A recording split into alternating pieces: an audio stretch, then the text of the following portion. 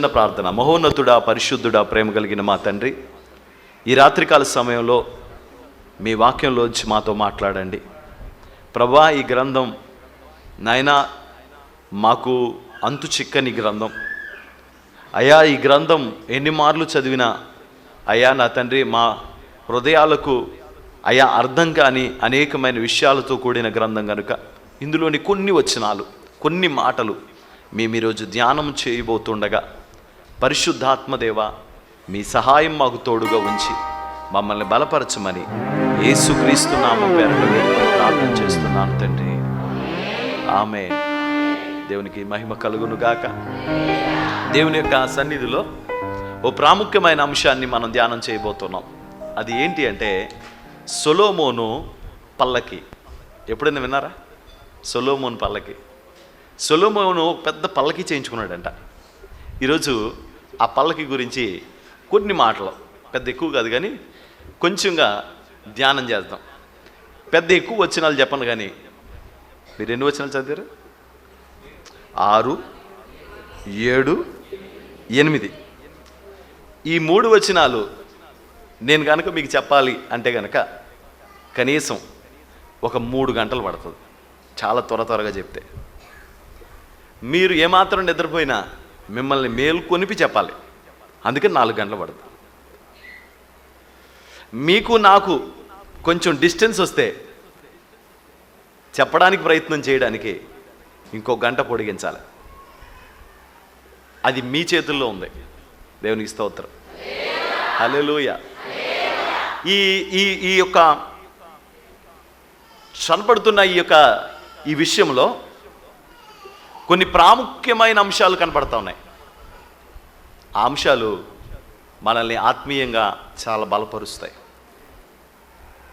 సొలొమోను రాసిన గ్రంథాల గురించి ముందు ఒకసారి ఆలోచిద్దాం. సొలొమోనుకి దేవుడు మంచి జ్ఞానం ఇచ్చాడు. ఎందుకు ఇచ్చాడు చెప్పండి? ఎందుకు ఇచ్చాడు? సొలొమోనుకి దేవుడు ఎందుకు జ్ఞానం ఇచ్చాడు? ఆయన అడిగాడు కాబట్టి ఇచ్చాడు. ఏం చేశాడు? ఆయన అడిగాడు దేవుణ్ణి, ప్రభువా ఇంత పెద్ద రాజ్యాన్ని పరిపాలించడానికి నాకు జ్ఞానం కావాలి ప్రభువా అని అడిగాడు.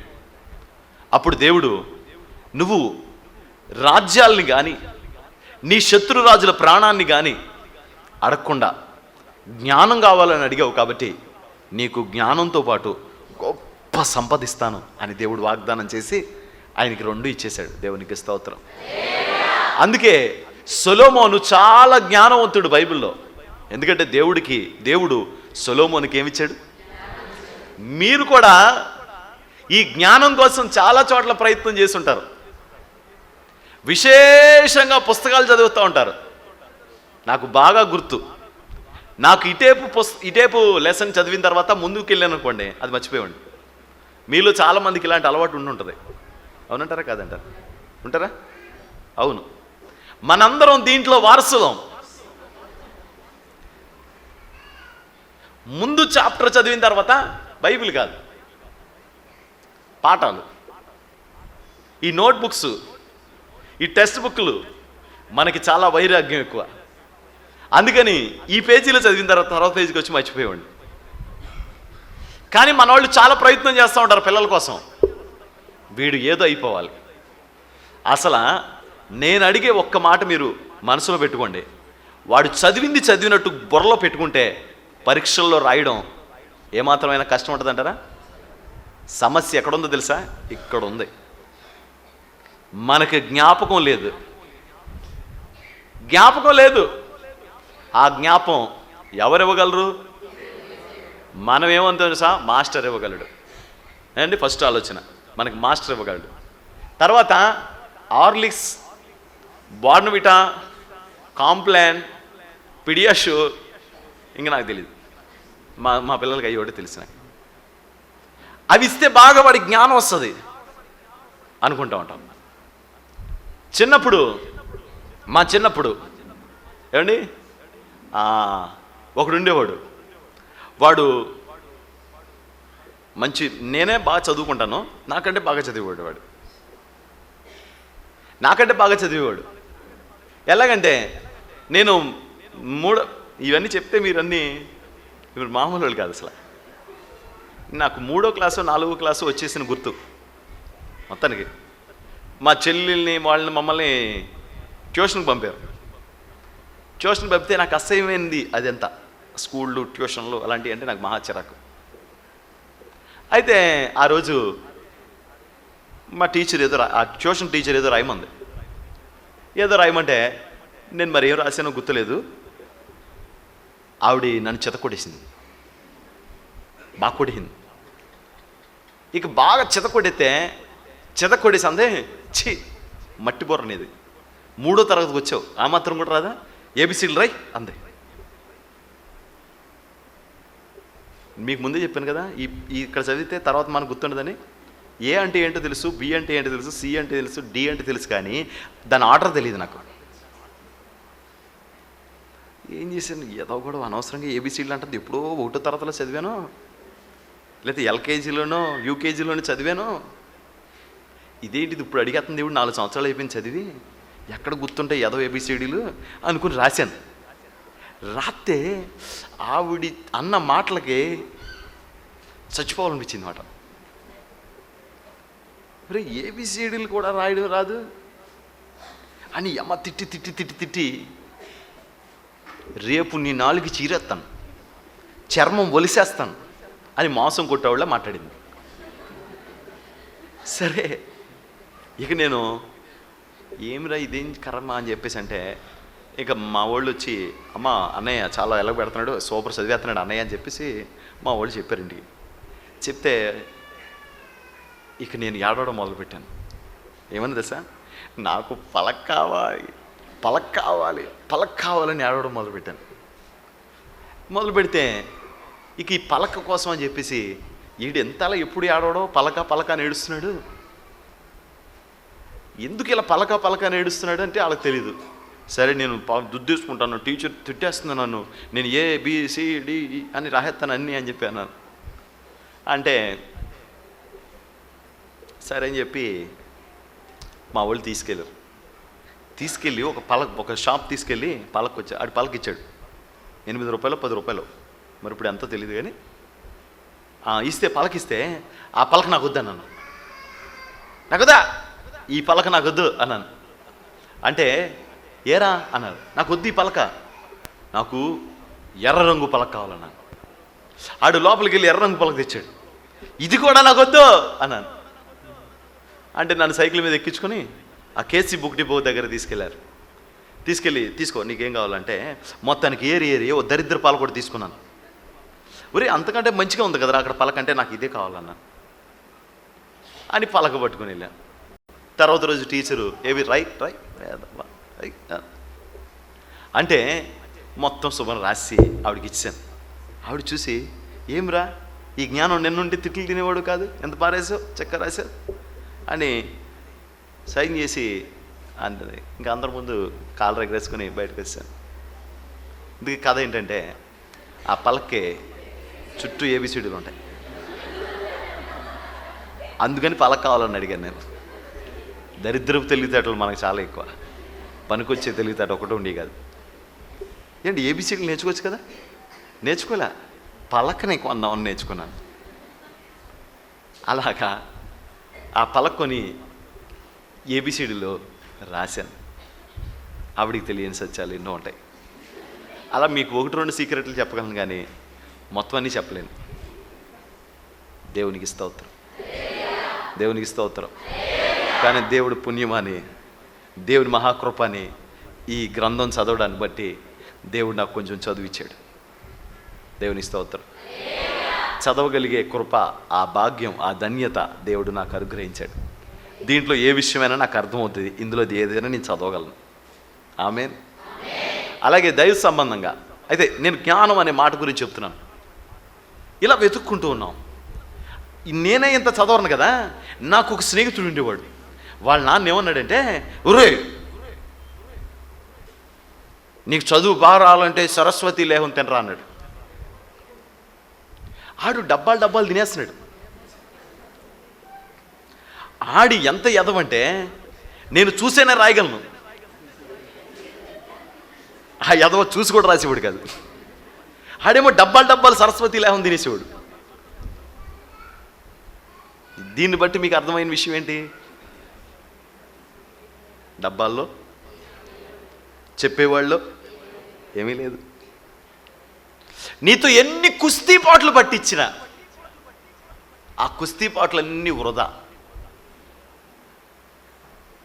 ఎక్కడుంది సార్ జ్ఞానం? అక్కడుంది. నేను ఇప్పటికొచ్చి మా పిల్లల్ని నేను అడగనది, రే చదవండిరా. ఎందుకు తెలుసా? నాకు తెలుసు ఎక్కడుంది తెలుసా జ్ఞానం? దేవుడి దగ్గర ఉంది. నేను అది ఆయన్ని అడుగుతాను. వీళ్ళ గురించి నువ్వు చూసుకో. ఆమేన్. వీళ్ళ గురించి నువ్వు చూడు ప్రభువా, వీళ్ళ జ్ఞానం ఇవి ప్రభువా. సొలొమోను దేవుడిని ఏమడిగాడు సార్? జ్ఞానం ఇవి ప్రభువా. సొలొమోనుకు దేవుడు చాలా జ్ఞానం ఇచ్చాడు. ఆమేన్. దేవునికి మహిమ కలుగును గాక. సొలొమోను జ్ఞానం వర్ణనాతీతం. మనం ఊహించలేనంత జ్ఞానం అతనికి ఉంటుంది. చాలా జ్ఞానవంతుడు ఆయన. కాబట్టి అలాంటి జ్ఞానం ఎవరిచ్చారు ఆయనకి? దేవుడే ఇచ్చాడు. సొలొమోను చాలా విషయాల్లో చాలా క్లవర్గా, చాలా తెలివైన వాడిగా తను చేసిన ప్రవర్తన, తను తీర్చిన తీర్పులు చాలా ఆశ్చర్యకరంగా అనిపిస్తూ ఉంటాయి. అలా చాలా గొప్ప పరిపాలన ఆయన చేశాడు. ఎంత గొప్పదంటే, దావీదు కాలంలో జరిగిన యుద్ధాలు అన్నీ సొలొమోను కాలంలో ఏ ఇబ్బంది కలగకుండా, సొలొమోను జ్ఞాన ప్రజ్ఞ వివేకములు కలిగిన ఆత్మకు మిగిలిన వారు ధైర్యం చేసి రాలేకపోయారు. సొలొమోను రాజ్యం ఏమాత్రం భయం లేకుండా స్థిరపడి ఉంది. అంత గొప్ప జ్ఞానం ప్రభు ఆయనకు దయచేశాడు. అందుకని సొలొమోను చాలా విషయాలు రాస్తూ వచ్చాడు. దేవునికి స్తోత్రం. ఏం రాస్తూ వచ్చాడు ఒకసారి చెప్పండి. సొలొమోను ఏమేమి రాశాడు చెప్పండి. సామెతలు, ప్రసంగి గ్రంథం, తర్వాత ఏంటిది ఏదో అన్నారు. ఎలా చెప్పండి. సామెతలు, ప్రసంగి, ఇంకా ఏదో అంటున్నారు. వినపడలేదండి. కీర్తనలు కూడా వదిలేండి. ఇంకా ఆయన పుస్తకాలు కావాలి మనకి. ఓకే, దేవుని స్తోత్రం. ఏమేమిటి చెప్పండి ఒకసారి. సామెతలు, ప్రసంగి, పరమగీతం. ఎంతమంది చదివారు? సామెతలు ఎంతమంది చదివారు ఒకసారి చూపించండి. సామెతలు, మేము సామెతలు 1-2 అయినా చదివి ఉంటారేమో. చూపించండి కొంచెం. 1-2 అయినా, పెద్ద ఎక్కువ కాదు కానీ 1-2 అయినా చదివి ఉంటారు కదా. బాగా ఉన్నాయా? సామెతలు రోజుకు ఒక సామెత చదవండి. సామెత అంటే ఒకటి కాదు, ఒక లైన్ కాదు, ఒక అధ్యాయం చదవండి. ఒక అధ్యాయం చదవండి ఒకసారి. సామెతల గ్రంథం చివరి అధ్యాయము ఎన్నో అధ్యాయమో చూడండి ఒకసారి. ఏనండి, మీరు అంత సీనియర్లేండి, వాళ్ళు తీస్తారని చెప్తున్నాను అంతే. ఎన్ని అధ్యాయాలు? మన నెలకి ఎన్ని రోజులు ఉంటాయి? 31 కదా. కాబట్టి ప్రతిరోజు ఒకటి చదివారు ఇంకో సామెత, 31 రోజుకి ఏమవుతాయి? సామెతలు అయిపోతాయి. ఏమండి, మళ్ళీ మొదటి నుంచి చదవండి, మంచిదే మీకు. దేవుని స్తోత్రం. హల్లెలూయా. చాలా మంచి జ్ఞానం మీకు అనుగ్రహించబడుతుంది, చాలా మంచి విషయాలు తెలియబడతాయి. ఏమండి, సామెతలు చదవడానికి ప్రయత్నం చేయండి. 2, ఆ సామెతల్లో చాలా శ్రేష్టమైన విషయాలు మనకు కనపడతాయి, అర్థమైపోతుంది ప్రతి విషయాన్ని. ప్రసంగికులు చాలామంది కీర్తనలు, సామెతలు ఎక్కువసార్లు తీసుకుంటూ ఉంటారు, బాగా చెప్పచ్చు. 2ది ఆయన రాసిన ప్రసంగి గ్రంథం. వైరాగ్యం, అంతా ఏదో తెలియని వైరాగ్యం. చాలా పెద్ద పనివాళ్ళ కనపడ్డాడు కానీ, చాలా గొప్ప తెలివైన వాడిగా కనపడ్డాడు కానీ, చాలా గొప్ప జ్ఞానవంతుడిగా కనపడ్డాడు కానీ, తను ఏమంటాడు తెలుసా? ఇంతదంతా, నేను తెలుసుకున్నదంతా, నేను చదివినదంతా, నా జీవితానికి వంట పట్టించుకున్నదంతా వ్యర్థం, వ్యర్థం, సమస్తము వ్యర్థం అన్నాడు తన 2వ పుస్తకంలో. తర్వాత మనం చూసే పుస్తకం 3వ పుస్తకం, పరమగీతాల గ్రంథం. ఈ పరమగీతాల గ్రంథం గురించి మనం ఆలోచించాలి. ఎందుకంటే మనం ఈరోజు పరమగీతంలో కొన్ని మాటలు మనం మాట్లాడుకోబోతున్నాం కాబట్టి ఈ పరమగీతాన్ని గురించి మాట్లాడుకునే ముందు ఒక 2 విషయాలు మీకు చెప్తాను. అవేంటంటే ఈ పరమగీతము అనే పుస్తకం అసలు బైబిల్లో చేర్చకూడదని కొంతమంది ఆలోచన అంట. ఈ పుస్తకాన్ని బైబిల్లో అసలు చేర్చకూడదు, దీన్ని బైబిల్లో పెట్టకూడదు అని చాలామంది ఉద్దేశం అంట. నేను ఒక విషయం అడుగుతాను, ఏమి భయపడకుండా చెప్పండి, ఎంతమంది పరమగీతం చదివారు? ఇలా చేసి చూపించండి. ఎంతమంది చదివారు? పైకెత్తండి. ఇలా ఎంతమంది చదివారు? పరమగీతం చదివారా? ఏమండి ఇప్పుడు దించేయండి. మీలో ఎంతమందికి అర్థమైంది? మీలో ఎంతమందికి అర్థమైంది చెప్పాలి. ఇలా అనండి, తప్పే ఉంది. నేను ఒక మాట చెప్తాను వినండి. కుస్తీ పడుతున్నాను నేను, అర్థం కావట్లా. నేనేం చేస్తున్నానంటే అదేదో అంటారు కదా, కుస్తీ అంటారు కదా, అది పడుతుంటే అర్థం అట్లా. ఇప్పుడు మీలో నాకు అర్థమైంది అన్నారు అనుకోండి, నేను 2 మాట్లాడుతాను, మీరు 2 మాటలు చెప్తే ఏమండి సంఘం అప్పు చెప్పేస్తాను.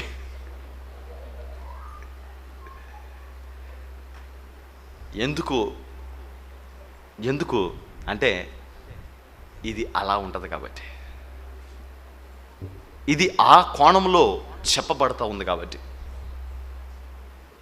ఎందుకు ఈ గ్రంథాన్ని చేర్చకూడదు అని అన్నారు అంటే, ఎందుకు ఈ గ్రంథాన్ని పెట్టకూడదు అన్నారంటే, ఆయన గురించి ఒక మాట నేను చెప్పి నేను ముందుకు వెళ్తాను. ఒకసారి రాజుల మొదటి గ్రంథం 11వ అధ్యాయం, రాజుల మొదటి గ్రంథం 11వ అధ్యాయం మొదటి వచనం.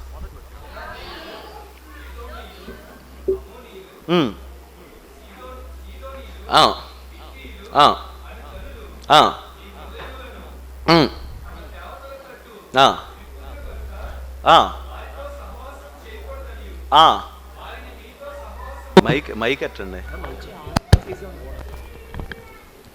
వారిని మీతో సహవాసం చేయకూడదనియు, వారిని మీతో సహవాసము చేయకూడదనియు, వారిని మీతో సహవాసం చెయ్యనీయకూడదనియు, వారిని మీతో సహవాసం చెయ్యనీయకూడదనియు యెహోవా ఇశ్రాయేలుకు సెలవిచ్చుచున్నాడు. యెహోవా ఇశ్రాయేలీయులకు సెలవిచ్చుచున్నాడు. వారితో సహవాసాలు వద్దు అండి, మీరు వాళ్ళతో సహవాసం చేయొద్దు, స్నేహాలు చేయొద్దు, వివాహాలు చేసుకోవద్దు అని ఎవరు సెలవిస్తున్నారంట?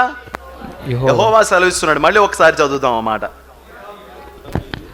మోయాబీయులు, ఏదోమీయులు, అదంతా వద్దు, తమ దేవతల తట్టు త్రిప్పుదురు గనుక వారితో సహవాసం చేయకూడదనియు, వారిని మీతో సహవాసము చెయ్యనీయకూడదని, వాళ్ళతో సహవాసం చేయకూడదు. వాళ్ళు వచ్చి మీతో సహవాసం చేద్దాం ట్రై చేస్తూ ఉంటారు, చెయ్యనీయకూడదు. తమ్ముడు బావా అనియో తమ్ముడు అంటారు, అప్పుడు మీరు వాళ్ళని సహవాసం చేయనివ్వకూడదు. మరి ఎంత స్పష్టంగా ఈ మాట రాయబడింది. మీరెళ్ళి వాళ్ళతో సహవాసం చేయకండి. వాళ్ళు వచ్చి మనం బాయ్ అంటే మీరు సహవాసం వాళ్ళతో చెయ్యకండి. ఎందుకు? వారు మీ హృదయములను వారి దేవతల తట్టు త్రిప్పుదురు గనుక. ఎందుకు? మీ హృదయములు తమ దేవతల తట్టు త్రిప్పుదురు గనుక వారితో సహవాసం చేయకూడదని, సహవాసం చేయకండి అని చెప్పారు. చెప్తే ఈయన ఏం చేశాడు చూద్దాం ఒకసారి. అయితే రాజైన సొలొమోను ఫరో కుమార్తెను కాక ఆ జనులలో ఇంకా అనేక మంది పరస్త్రీలను మోహించి కామాతురత గలవాడై వారిని ఉంచుకొనుచు వచ్చెను. అతనికి 700 మంది రాజకుమార్తెలైన భార్యలను 300 మంది ఉపపత్నులను కలిగి ఉండిరి. అతని భార్యలు 700 మంది రాజకుమార్తెలు, ఇంకొక 300 మంది ఉపపత్నులు. నిజంగా మహానుభావుడు ఈయన.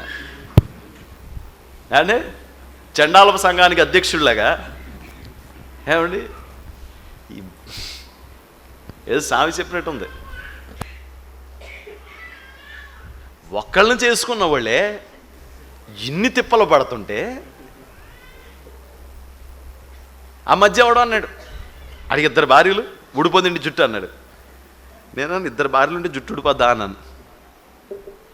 అంటే జుట్టు కాదు మెదడు కూడా ఊడిపోద్ది అన్నారు. జుట్టు కాదు లోపల ఉన్న మెదడు నోట్లోంచి కింద పడిపోయినా ఆశ్చర్యం లేదు అన్నాడు. మరి మనోడు ఎంత గొప్పోడు అంటే తన జ్ఞానం అంతా దేని మీద చూపించాడు? భార్యల మీద చూపించాడు, మేనేజ్ చేశాడు. ప్రతి భార్యకి ఉన్న పేరుని తీసి కొత్త పేరు పెట్టేవాడంట. ఏమని? సుబ్బలక్ష్మి అనుకోండి, చిన్ని అనేవాడు అండి. అనుకోండి. ముందు గిఫ్ట్ వెళ్ళిపోయిందంట, ఈడు వెళ్ళేవాడు కాదు ఇంటికి. అలా 1000 మందిని చేసుకున్నాడు. ఎవరు కాక? ఫరో కుమార్తె కాక. ఎవరు కాక? ఫరో కుమార్తెను కాక. ఫరో కుమార్తె. ఐగుప్తు రాజు కూడా ఈయన గారికి సలాం కొట్టి పిల్లనిచ్చాడంట. ఇతని భార్యలు ఇతని హృదయాన్ని త్రిప్పివేసిరి. ఎందుకు ఈ గ్రంథాన్ని చేర్చొద్దన్నారని చెప్తున్నాను మీకు. ఎందుకు ఈ గ్రంథాన్ని చేర్చొద్దన్నారంటే, ఒక గదిలో జరిగే వ్యవహారాన్ని రోడ్డు మీద పెట్టినట్టు ఉంటుంది ఈ గ్రంథం. చదివిన వాళ్ళకి తెలుస్తుంది. గదిలో జరిగే సందర్భాన్ని రోడ్డు మీద పెట్టినట్టు ఉంటుంది. అందుకని ఈ గ్రంథానికి ఒక దండం. ఈ గ్రంథాన్ని మనం బైబిల్లో చేర్చొద్దు, ఇది పరిశుద్ధ గ్రంథం అని కొంతమంది జ్ఞానులు ఈ గ్రంథాన్ని హోల్డ్లో ఉంచేశారు. ఇలా పరిశుద్ధ గ్రంథంలో చేర్చకూడదు అని మరొక గ్రంథం బైబిల్లో ఉంది. అది 2వ గ్రంథం ఏంటంటే ప్రకటన గ్రంథం. ఈ గ్రంథం మీద కూడా కొన్ని అనుమానాలు ఉన్నాయి. ఎందుచేత ఈ గ్రంథం మీద అనుమానం ఉంది అని అంటే, ఈ గ్రంథం రాసే నాటికి ఆయన వయసు 100 సంవత్సరాలు. దగ్గర 100 సంవత్సరాల దగ్గరకు వచ్చేస్తున్నాయి. కనుక చాలా వృద్ధాప్యంలో ఉన్నాడు. తను తీసుకెళ్ళి ఏం చేశారంటే పద్మాస్ అనే ఒక దీవిలో పాడేశారు. అతడు సైకలాజికల్గా డిజార్డర్లో ఉన్నాడు. అతని మానసిక స్థితి సరిగా ఉండకపోవచ్చు. ముసలోళ్ళు చూసారా ఎలా మాట్లాడతారో? ముసలోళ్ళు ఎలా మాట్లాడతారో చూసావా? ఏమండి, మనం ఇంటి ఇలా వెళ్ళిపోతున్నాం అనుకోండి, ఎందుకు పలకరించలేదు అంటారు. అదే పడుకున్నావేమో అని పలకరించలేదంటే, నేను ఉన్నాను సచ్చినంతతో సమానం, మీ అమ్మ దగ్గరికి వెళ్తాను వెళ్ళు అంటది అమ్మమ్మ నానమ్మ కదా. అంతేకాదు, మనం ఏదైనా గదిలో పొరపాటును మాట్లాడుకుంటుంటే గుమ్మాలు అట్టుకుని మరీ లోపలికి వచ్చేస్తూ ఉంటారు. ఏంటి ఏంటి ఏంటి అంటూ ఉంటారు. పైగా మనం ఏమి కాదు వెళ్ళిపడగా అంటే వాళ్ళు ఏమంటారంటే, ఇక లేనిపోయినవి అన్నీ అనుకొని గొనుక్కొని కుంగిపోయి కుమిలిపోతూ ఉంటారు. ఏంటది? ముసలితనం. ఒక కోతికి ఉండే లక్షణం అదిగో అక్కడ పిల్లలు కూర్చున్నారే వాళ్ళకు ఉంటుందంట. ఏముంటుంది? ఇగోండి ఆ బుడత బ్యాచ్ ఉన్నది సరే, వాళ్ళందరికీ కోతి బుర్ర ఉంటుంది. మనిషి కోతి నుంచి పుట్టలేదండి, ఊరికే పెద్దోళ్ళు అంటారు. డింగు మని ఎగురుతారు. ఇక్కడ ఉంటారు చూడండి, కసేబాగా ఉంటారు. అక్కడ డుడికి వెళ్ళిపోతారు. మళ్ళీ ఎప్పుడు వస్తారు, మళ్ళీ ఇటు దూరతారు. ఆ వైరు అట్టుకుంటారు, ఇది అట్టుకుంటారు. ఒక కోతికి ఉండే స్వభావం ఒక చిన్నపిల్లలకు ఉంటుందంట. 100 పిల్లలకు ఉండే స్వభావం ఒక ముసలావిడికి ఉంటుందంట. అర్థమైందా? పిల్లల్నేమో కోతితో పోల్చారు అండి. ఈ పిల్లలందరూ 100 పిల్లలు కలిస్తే అంటే ఏ బుద్ధి ఉంటుంది ముసలాళ్ళకి? ఏళ్లే కొద్దిగా పర్లేదు. వరే నాయన అది కాదురా అంటే ఈయన అక్కడ కూర్చుంటారు. నయోనో భయోనో కూర్చోబెట్టచ్చు, లేకపోతే ఒళ్ళేసి చమకా 4 బాధితే అంతే నిద్రపోతారు వాళ్ళు. కానీ ముసలోళ్ళు నిద్రపోవట్లేమే, వడగలవా? యోహాను కూడా ఇదే పరిస్థితి. యోహాను వాస్తవంగా అది కాదు, వృద్ధాప్యంలో ఉన్నాడు. రెండోది, ఆయన మానసిక స్థితి సరిగా ఉండకపోవచ్చేమో. అంచేత ఈ 2 గ్రంథాలని పక్కన పెట్టేశారు. కానీ ఈ 2 గ్రంథాలకు చాలా దగ్గర సంబంధం ఉంది. ఒక మాట చూపిస్తాను, ఆ తర్వాత ఈ గ్రంథంలోకి వెళ్దాం. ఆ మాట చూపించి మనం ఏంటంటే మీరు ఇంట్రడక్షన్ అనుకుంటారు, ఇంట్రడక్షన్ గంట అయినా సరే నేను లోపలికి వెళ్ళడానికి ఉండకపోవచ్చు. కానీ ఇందులో వెళ్ళకపోతే అసలు ఏమీ అర్థం కాదు నేను చెప్పే మాట. అందుకే ఇంత వివరణ ఇవ్వాల్సి వస్తుందన్నమాట. ఒకసారి పరమగీతం గ్రంథం, ఈ 2 గ్రంథాలకి ఒక దగ్గర సంబంధం ఉంది. అది ఒకసారి 14వ వచనం ఒకసారి చదవండి. 8వ అధ్యాయం 14వ వచనం, పరమగీతం. నా ప్రియుడు త్వరపడుము, నా ప్రియుడా త్వరపడుము, నా ప్రియుడా త్వరపడుము, నా ప్రియుడా త్వరపడుము, త్వరపడుము అంటుంది. చూద్దాం సామెత ప్రకటన గ్రంథం 22వ అధ్యాయం 20వ వాక్యం. నా ప్రియుడా, ఈ సంగతులను గూర్చి నా ప్రియుడా త్వరపడుము, నా ప్రియుడా త్వరగరా, నా ప్రియుడా త్వరపడుము అని ఎవరు అడుగుతున్నారు? షోలమితి అంటుంది. ఇప్పుడు ఒక 3 పేర్లు చెప్పాలి మీకు, 3 విషయం చెప్పాలి. ఏంటంటే పరమగీత గ్రంథంలో ముగ్గురు కనపడతారు, 3 క్యారెక్టర్లు. 1 రాజైన సొలొమోను, 2 షోలమితి, 3 ఎవరో తెలియదు. ఎవరో ఒక క్యారెక్టర్ మాట్లాడుతూ ఉంటుంది, తనతో ఎవరో మాట్లాడినట్లు, తనతో ఎవరో సంభాషించినట్లు ఉంటుంది. కానీ వాళ్ళు ఎవరు అనేది, అంటే ఎవరైనా అవ్వచ్చు, స్నేహితుడు అవ్వచ్చు, లేకపోతే తనతో ఉన్న వ్యక్తి అవ్వచ్చు, ఎవరైనా అవ్వచ్చు. కానీ 3వ వ్యక్తి డాష్, కానీ ఇంకొక వ్యక్తి ఉంటాడు. ఆ వ్యక్తి ఈ 3 మధ్యలోనే కథ నడుస్తుంది. ఎంతమందిని వేసుకోవడం, ఇంతమందిని పరమగీతంలో పెట్టడానికి కుదరదు. వాళ్ళు చాలా డీప్గా మాట్లాడేసుకుంటున్నారు. అందుకని అందరూ అక్కడ కూర్చోవడానికి, అందరూ మాట్లాడుకోవడానికి ఆ గ్రంథంలో లేదు ఛాన్స్. 3 వ్యక్తులు. 1 సొలొమోను, 2 3 ఎవరో వ్యక్తి, ఎవరో మధ్య క్యారెక్టర్ ఉన్నారు. ఈ 3 క్యారెక్టర్లు ఈ పరమగీతంలో కనబడతాయి. ఇంకెవ్వరు కనబడరు, నువ్వు చచ్చినా సరే. ఈ 3 వ్యక్తులే కనబడతా ఉంటారు. ఈ 3 వ్యక్తుల గురించి ఒక చిన్న మాట చెప్తాను. ఏంటంటే మొదటి సొలొమోను మనం ఎవరితో ఊహించుకోవాలంటే యేసు ప్రభుతో ఊహించుకోవాలి. దేవుని స్తోత్రం. 2వ వ్యక్తి ఎవరో షోలమితి, ఎవరితో ఊహించుకోవాలి?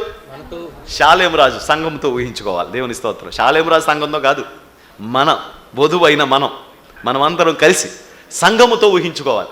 3 మధ్యలో ఉన్న వ్యక్తి ఆయన డాష్, ఆయన వదిలేద్దాం పక్కే. ఇప్పుడు మనం ఎవరు? ఆయన ఎవరు? యేసు ప్రభు. ఇదే మైండ్ ఉంచుకోండి, అప్పుడు మీకు బాగా ఉంటుంది. సొలొమోను కానీ పెట్టారా బాబోయ్, షోలమది కానీ కనబడిందా బాబోయ్, భయంకరంగా ఉంటుంది కదా. ఎవరు? సంఘము, యేసయ్య. చెప్పండి.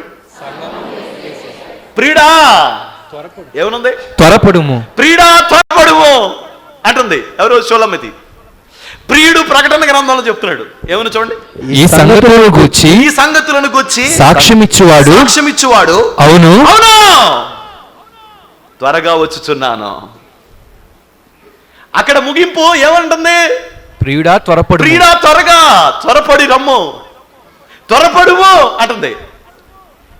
ఈ లాస్ట్ గ్రంథంలో ముగిస్తూ అన్నాడు, నేను త్వరగా వచ్చుచున్నానని చెప్పుచున్నాడు. అక్కడ ఎవరు త్వరపడుము అన్నది? స్త్రీ. ఇక్కడ అన్నది ఎవరు? అదేంటండి నా ఇంకా కలిసి మీరంతానే. అక్కడ చివర అన్నది ప్రియుడా అని ఎవరంటారు? ప్రియురాలు అంటదా? ప్రియుడా అన్న మాట ఎవరంటారు? అంటే ఆడామేనా? ఆడాం ఏమంటుంది అక్కడ? త్వరపడుము అంటుంది. ఇక్కడ ఇదిగో నేను త్వరగా వచ్చుచున్నాను అనే మాట ఎవరంటున్నారు? యేసే అన్నారు. ఇప్పుడు ఈ 2 గ్రంథాలు ఎడగొట్టేద్దాం అనుకున్న గ్రంథాలని, అసలు పెట్టకూడదు అనుకున్న ఈ విషయాలకి ఒక క్లూ దొరికింది. అదేంటంటే ఈ 2 గ్రంథాలకి ఏదో సంబంధం ఉంది. ఎందుకు ఈ 2 గ్రంథాలకి ఏం సంబంధం ఉంది అంటే ఆ హెడ్డింగ్లే మనకు తెలిసిపోతాయి. ఈ 2 గ్రంథాలకి దగ్గర సంబంధం ఉందని.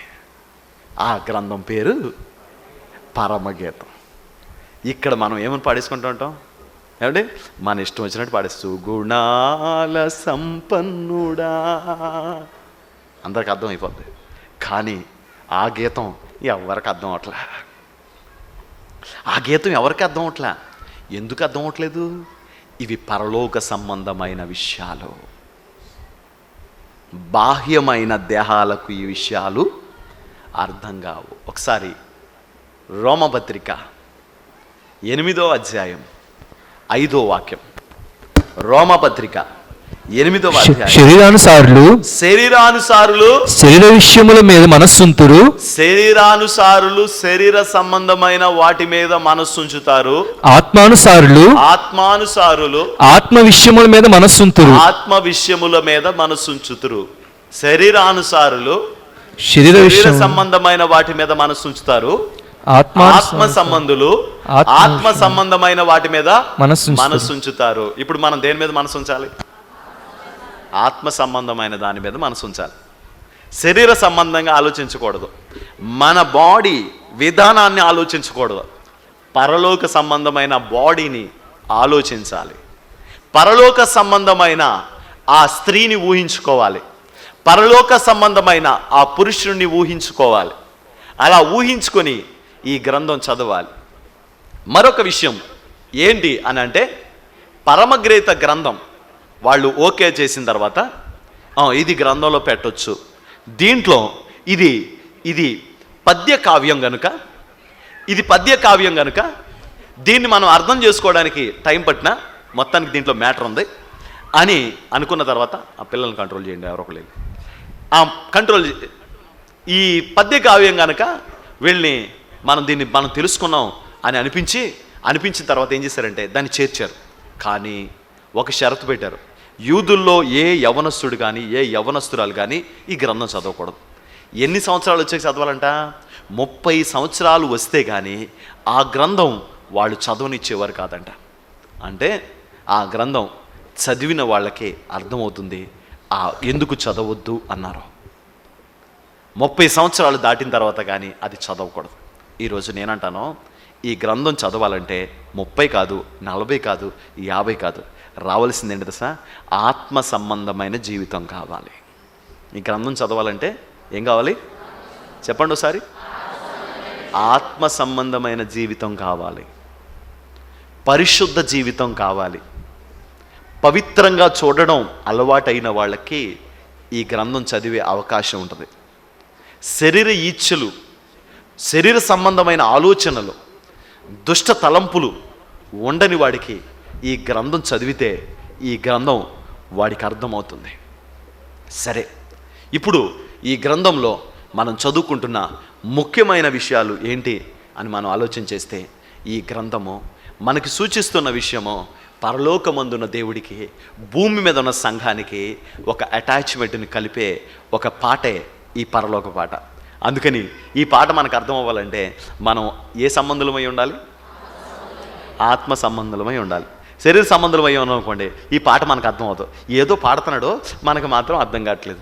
ఒకరోజు ఇలాగే 24 గంటల ప్రార్థన జరిగింది. మొట్టమొదట ఆ మందిరంలో, అంటే ఆ మందిరంలో మొట్టమొదట ఒక ఆయన వచ్చేసరికి నేను పాట పాడతానని అన్నాడు. అంటే ఆయనకి అందరూ మైక్ ఇచ్చారు. ఆయన భాషల్లో పాట పాడుతున్నాడు. ఏ పాట? భాషలో ఇస్తారా అవి పాడేస్తున్నాడు. అందరూనే ఫస్ట్ నేను కూడా ఏంటిది పాట ఏదో తేడాగా ఉంది, ఇబ్రు కానీ హిందూ కానీ ఇంకోటి కానీ పాడేస్తున్నాడు ఆయన ఏంటంటే ఎంతకీ అర్థం అవ్వట్లేదు. అప్పుడు మొత్తం చర్చోళ్ళందరికీ అదే మనసు, ఏదో భాష అని అందరూ అనుకుంటున్నారు కానీ ఎవరికి విషయం తెలియదు. ఆ తర్వాత అతన్ని ఎవరైతే తీసుకొచ్చారో ఆ సహోదరిని, ఏమండి మొన్న మీతో వచ్చిన ఆయన పాట పాడాడు కదా, అది ఏ భాష అని అడిగాను నేను. అడిగితే అదండి అన్య భాషలు మనం మాట్లాడుకుంటాం కదండి, ఆ మాటల్ని ఆయన పాట కింద రాసేసి పాడేయడండి అన్నాడు. ఎవరికి అర్థమవుతుంది చెప్పండి? అర్థమవుతా? అర్థమవుతాం. ఇప్పుడు మీకు ఇంకో విషయం కూడా చెప్తాను వినండి. భాషలలో మాట్లాడువాడు భాషలకు అర్థము చెప్పు వరము కొరకు ప్రార్థన చేయవలెను అని రాస్తుంది. అర్థమైందా? భాషలలో మాట్లాడువాడు భాషలలో మాట్లాడే మాట అర్థము చెప్పునట్లు ప్రార్థన చేయవలెను. అంటే ఆ భాషకి ఒక అర్థం ఉంది. ఆ అర్థం నీకు తెలిసిన అర్థం కాకపోవచ్చు, ఈ లోకంలో ఉన్న ఏ భాష దానికి సరిపడకపోవచ్చు. అది వేరే భాష అయి ఉండొచ్చు, అది దేవుని భాష. అందుకని ఆ భాష అర్థం అవ్వాలంటే నువ్వు దేవుడి దగ్గర ప్రార్థన చేయాలి. ఎలా ప్రార్థన చేయాలి? ఆత్మ సంబంధి అయిన వాడు ఆత్మ సంబంధమైన విషయాల మీద మనసు ఉంచుతారు, శరీర సంబంధమైన వాటి మీద మనసు ఉంచుతారు. మీకు ఒక చిన్న మనవి చెప్తానే, నేనేం చెప్పినా అంటూ ఉండండి వెనకాల వాళ్ళు. ఏంటి నేనేం చెప్తున్నాను అనుకో మీకు అర్థమైపోయినట్టు అంటూ ఉండాలి. అటు కూడా నాకు ఇక్కడ అర్థమయ్యే వాళ్ళు ఎవరో అర్థం వాళ్ళు తెలుసు దేవుని మహాకృపను బట్టి, కానీ మిగిలిన వాళ్ళు అలా ఉండాలి. మీరు కనుక మరమల కట్ట సొట్ల మీరు ఏదో ఉండదు అని నిద్రపోయారు అనుకోండి, పాపం వీళ్ళు మిస్ అయిపోతారు. ఒకసారి మళ్ళీ చెప్పిన తర్వాత మళ్ళీ చెప్పడానికి ఉండదు. చెప్తాను కానీ ఆత్మ ఇదే చెప్తున్నట్టు అనుకుంటారు. అందుకని ఎవరికి లాస్ అవుతుంది తెలుసా? దీనివల్ల ఆత్మ సంబంధులు లాస్ అయిపోతారు. కాబట్టి వాళ్ళు లాస్ అవ్వకుండా ఉండాలంటే అర్థమవునా?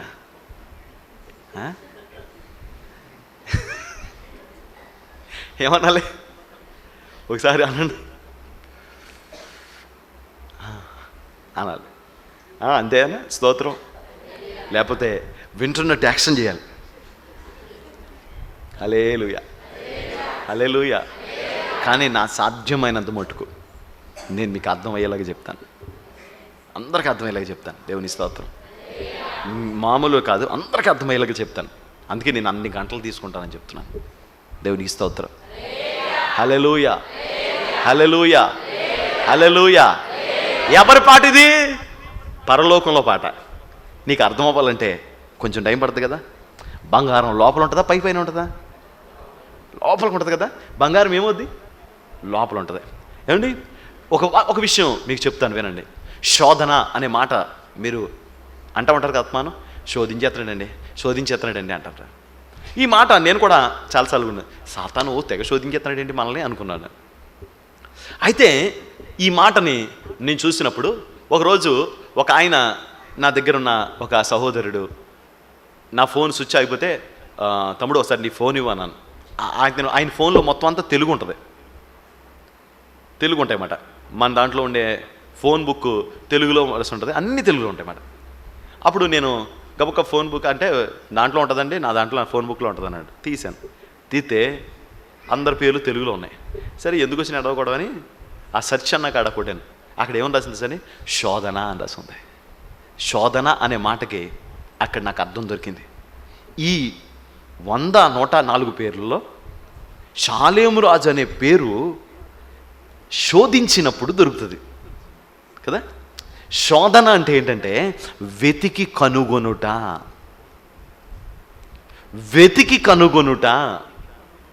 బంగారం నీకు పై పొరలో దొరకదు, లోపలెక్కడో దొరుకుద్ది. బంగారం లోపల దొరుకుద్ది, అందుకే దానికి అంత విలువ.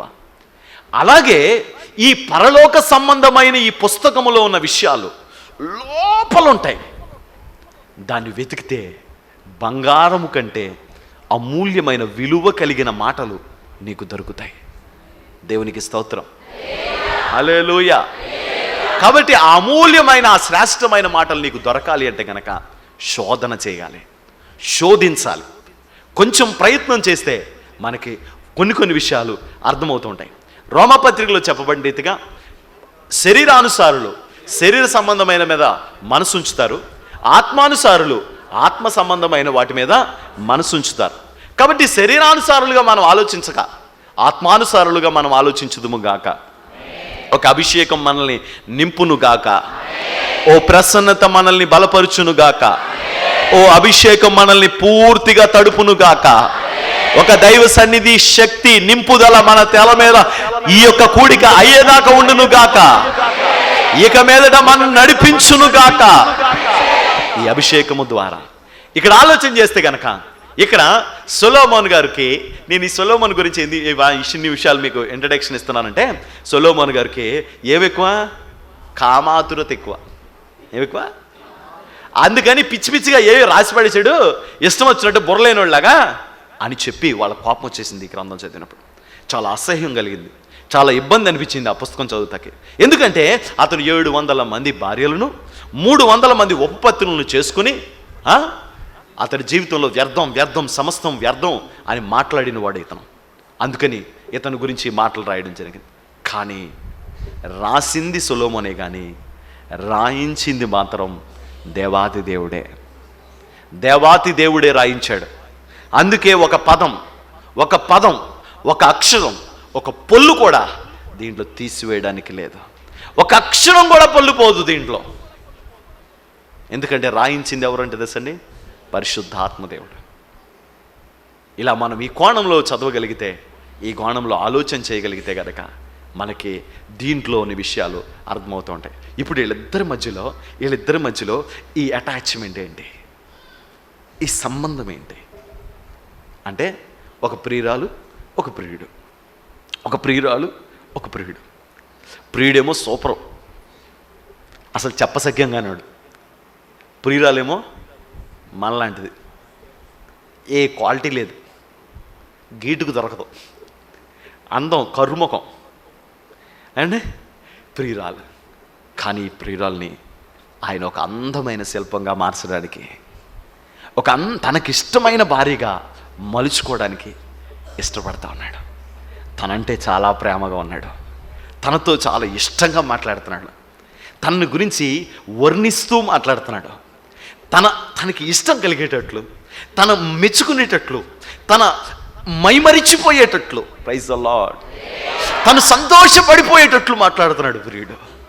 తన ప్రియురాలు కోసం అంట ఏవేవో తయారు చేయించేస్తున్నాడంట, ఏవేవో సిద్ధపరుస్తున్నాడంట, ఏవేవో ఏర్పాటు చేసేస్తున్నాడంట.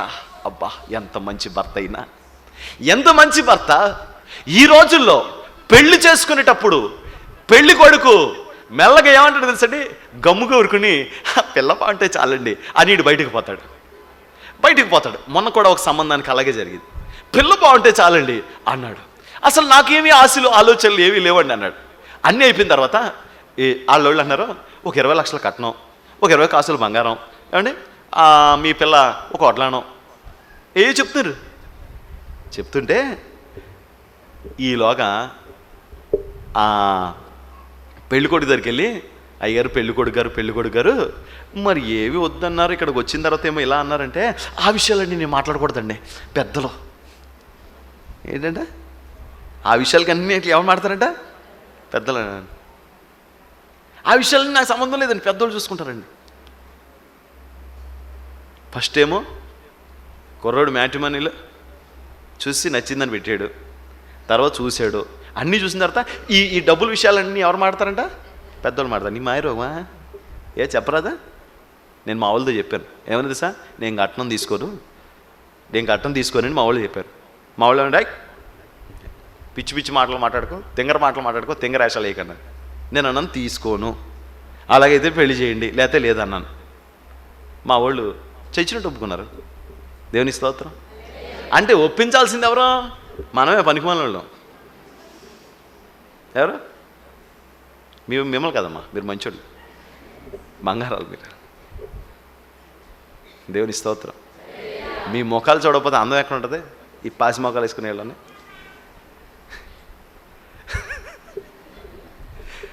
అండి ఏం కావాలంటే మీరు ఒప్పించరాదా? అబ్బా అవన్నీ పెద్దవాళ్ళు చూసుకుంటారండి, పిల్ల మాత్రం నీకు చేసుకుంటారా? పిల్ల మాత్రం ఏం చేసి ఎవరిని చేసుకుంటాడు? వీడికి చెంబు కావాలంట. ఏ చెంబు? వెండి చెంబు, వెండి కంచం. ఏం చేసుకుంటాడు? వాళ్ళ ఇంట్లో శివుడిని కంచం కూడా ఉండదు. ఏం కావాలంట? వెండి కంచం. ఇక ఒకటి కాదు, 2 కాదు, 1,00,000 చెప్తారు. మొత్తం లిస్ట్ అంతా లెక్కెత్తే ఈడు ఆస్తి అమ్మి ఆడికి పెట్టాలి. మళ్ళీ ఏరియాల వారీగా విడగొడతారు, మళ్ళీ ఇందులో డివైడ్ చేస్తారు. దీనికెంత 14 రకాలుగా డివైడ్ చేసి. మొన్న ఆడబడుసు అడుగుతుందంట, మాకండి 100 కేజీలు స్వీట్ కావాలండి అని అడిగిందంట. ఆడబడుసు 100 కేజీలు స్వీటా? వీళ్ళు అన్నారంట తీసుకో అన్నారంట. ఏం కాదండి కాజు స్వీట్ చెప్పండి అందంట. 1,80,000 అయిందంట స్వీట్కి. చేంజర్ వీళ్ళు తప్పుదండి, వాళ్ళు కొంచెం ఉన్నవాళ్ళు. ఏంటంట సాగుబడి అయితే నువ్వు కాజు స్వీట్ కాదు, బంగారం స్వీట్ అడుగుతావు. ఎందుకు? ఎదవ బుద్ధి, కక్కుర్తి బుద్ధి.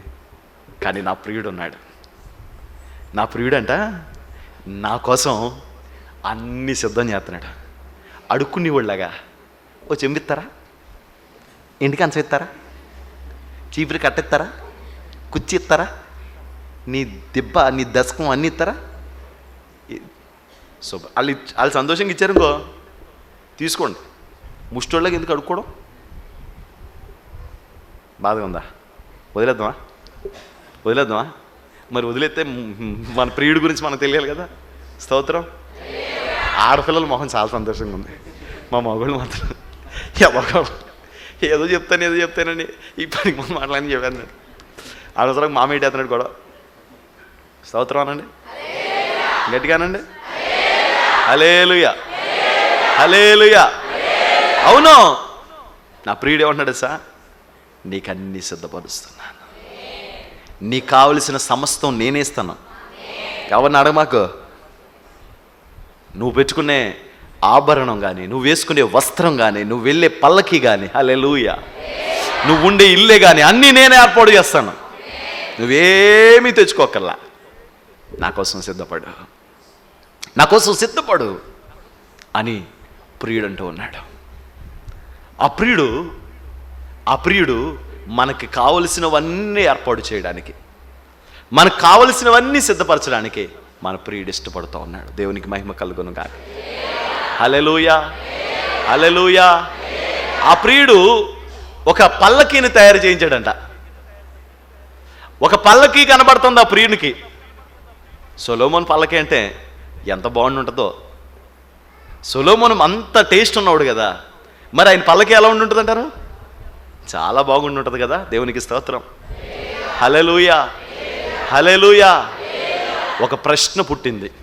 ఒక ఆయన నన్ను అడిగాడు, అయ్యా సొలొమోను పల్లకిని 60 మంది ఎందుకు మోసారు అని అడిగాడు. సొలొమోను పల్లకిని 60 మంది మోసారు. దేనికి? దాంట్లో ఉన్న ఆత్మీయమైన భావం ఏమైనా ఉందా అని అడిగారు ఒక ఆయన. ఒక మాటలో 2 మాటల్లో చెప్తే అది అర్థం కాదు. అందుకని అయ్యా మీకు ఒక చక్కటి మెసేజ్ తయారు చేస్తాను, అది మీకు పంపుతాను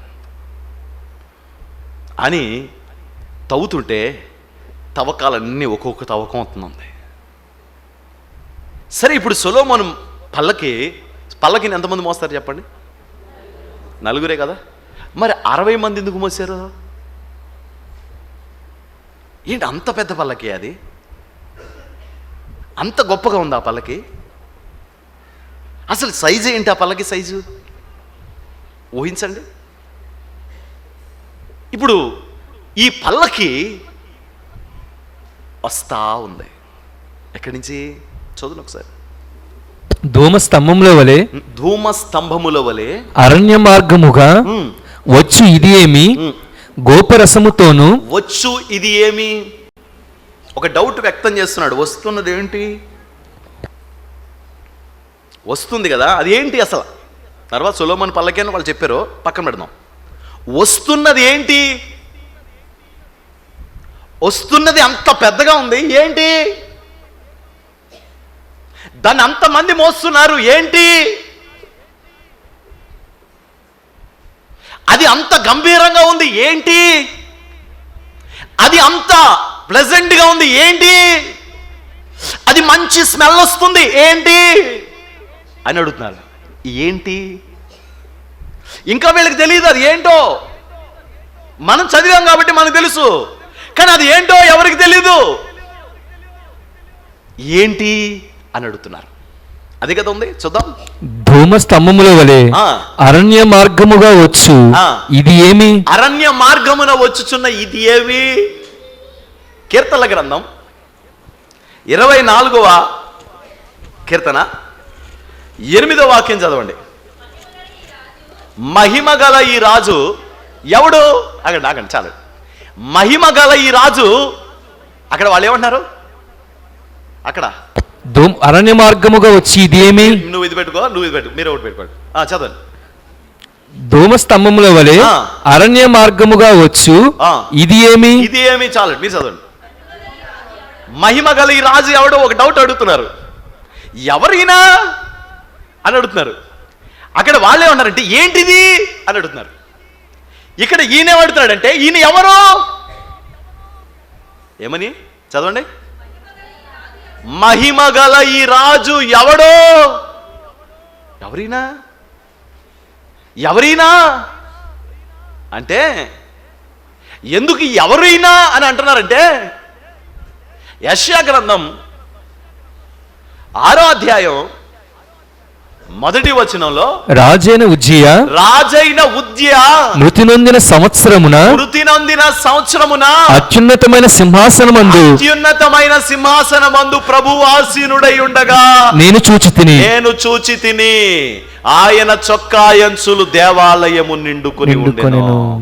ఎక్కడ చూశాడంటే ఈయన అత్యున్నతమైన సింహాసనం మీద కూర్చున్న ప్రభువుని ఆయన చూస్తే ఆయన చొక్కా అంచులు దేవాలయము నిండుకొని ఉండెను. ఆయన పరలోకములో కూర్చుని ఉంటే, ఆయన పాదపీఠం భూమి మీద ఉంటే, ఆయన చొక్కా అంచులు దేవాలయమును నిండుకొని ఉన్నాయి. ఎవరైనా ఇంత గంభీరంగా కనబడుతున్న ఎవరైనా, ఆకాశాన్ని జానతో కొలవగలిగిన ఎవరైనా, భూమిలో ఉన్న మన్నును తీయగల ఎవరైనా, పుడిసిడితో జలములు కొలవగలిగిన ఎవరైనా, లోకం అడుగుతుంది వచ్చుచున్నది ఏమి, దాంట్లో డౌట్. లోకం అడుగుతుంది ఏమని తెలుసా, ఈయన ఎవరు, అసలు ఈయన ఏమై ఉంటాడో, ఈయన ఎవరై ఉన్నారు. సర్వలోకాలను ఏలే చక్రవర్తి ఆయన, సర్వలోకాలను ఏలే చక్రవర్తి ఆయన. లోకానికి ఈ విషయం అర్థమవుతుందండి? అర్థం కావట్లేదు. ఎందుకండి? ఆడెవడో పనికి మాలోడు అట్టాడా, ఇటో మేకంట ఆడి మేకులు ఆడే ఓడ తీసుకెళ్ళిపోయాడు. ఆడిదని ఈడు ఓడతెత్తాడు, ఓడతెత్తాడండి ఆడి మేకులు, ఆయన మేకులు. వాడు ఒక భ్రష్టుడు. ఎవడీనా అంటున్నాడండి. వాడికి అర్థం కాదు, నీకు అర్థం అవ్వాలి. స్తోత్రం. వాడికి అర్థం కాదు, నీకు అర్థం అవ్వాలి. ఎవరియన మహిమ గల ఈ రాజు ఎవడో, అత్యున్నతమైన సింహాసనం మీద కూర్చున్న ఈయన ఎవడో, జలములను పుడిసిడితో పట్టుకున్న ఈయన ఎవడో అని అంటుంది వాక్యం. ఒక డౌట్ను తెలియజేస్తున్నారు, అన్యులు డౌట్ వ్యక్తం చేస్తున్నారు. సొలొమోను పల్లకిని గురించి అన్యులు ఇలా అంటున్నారు, వచ్చుచున్నది ఇది ఏమి, వస్తూ ఉన్నది ఏంటిది అంటే అసలు ఏమొస్తుంది అక్కడ చూడండి. గోపురసముతోను యెషయా గ్రంథం 63వ అధ్యాయం, యెషయా గ్రంథం 63వ అధ్యాయం మొదటి వాక్యం చూడండి. రక్తవర్ణ వస్త్రములు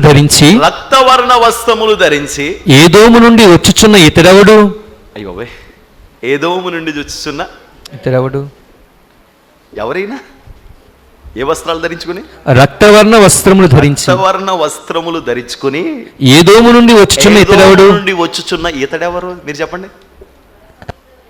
ఎవరు ఈయన? ఎవరు చెప్పండి. రక్తవర్ణ వస్త్రములు ఎవరు ధరించుకున్నారు? ఆయన వస్త్రాలన్నీ ఏమైపోయినాయి? ఆయన ద్రాక్ష తోట ఆయన ఒక్కడే తొక్కాడట. ఆయన వస్త్రాలన్నీ రక్తపు మరకలైపోయినాయట. ఆయన రక్తవర్ణములు వస్త్రములు ధరించుకొని ఏదోము నుంచి వస్తున్న ఇతడెవరు? లోకానికి తెలీదు, నీకు తెలుసా ఆయన ఎవరో? రక్తవర్ణ వస్త్రములు ధరించుకుంటున్న ఇతడు ఎవరో నీకు తెలుసా? నీకు తెలుసా ఆయన ఎవరో? చూడండి, లూకాసు వార్త 8వ అధ్యాయం 25వ వాక్యం.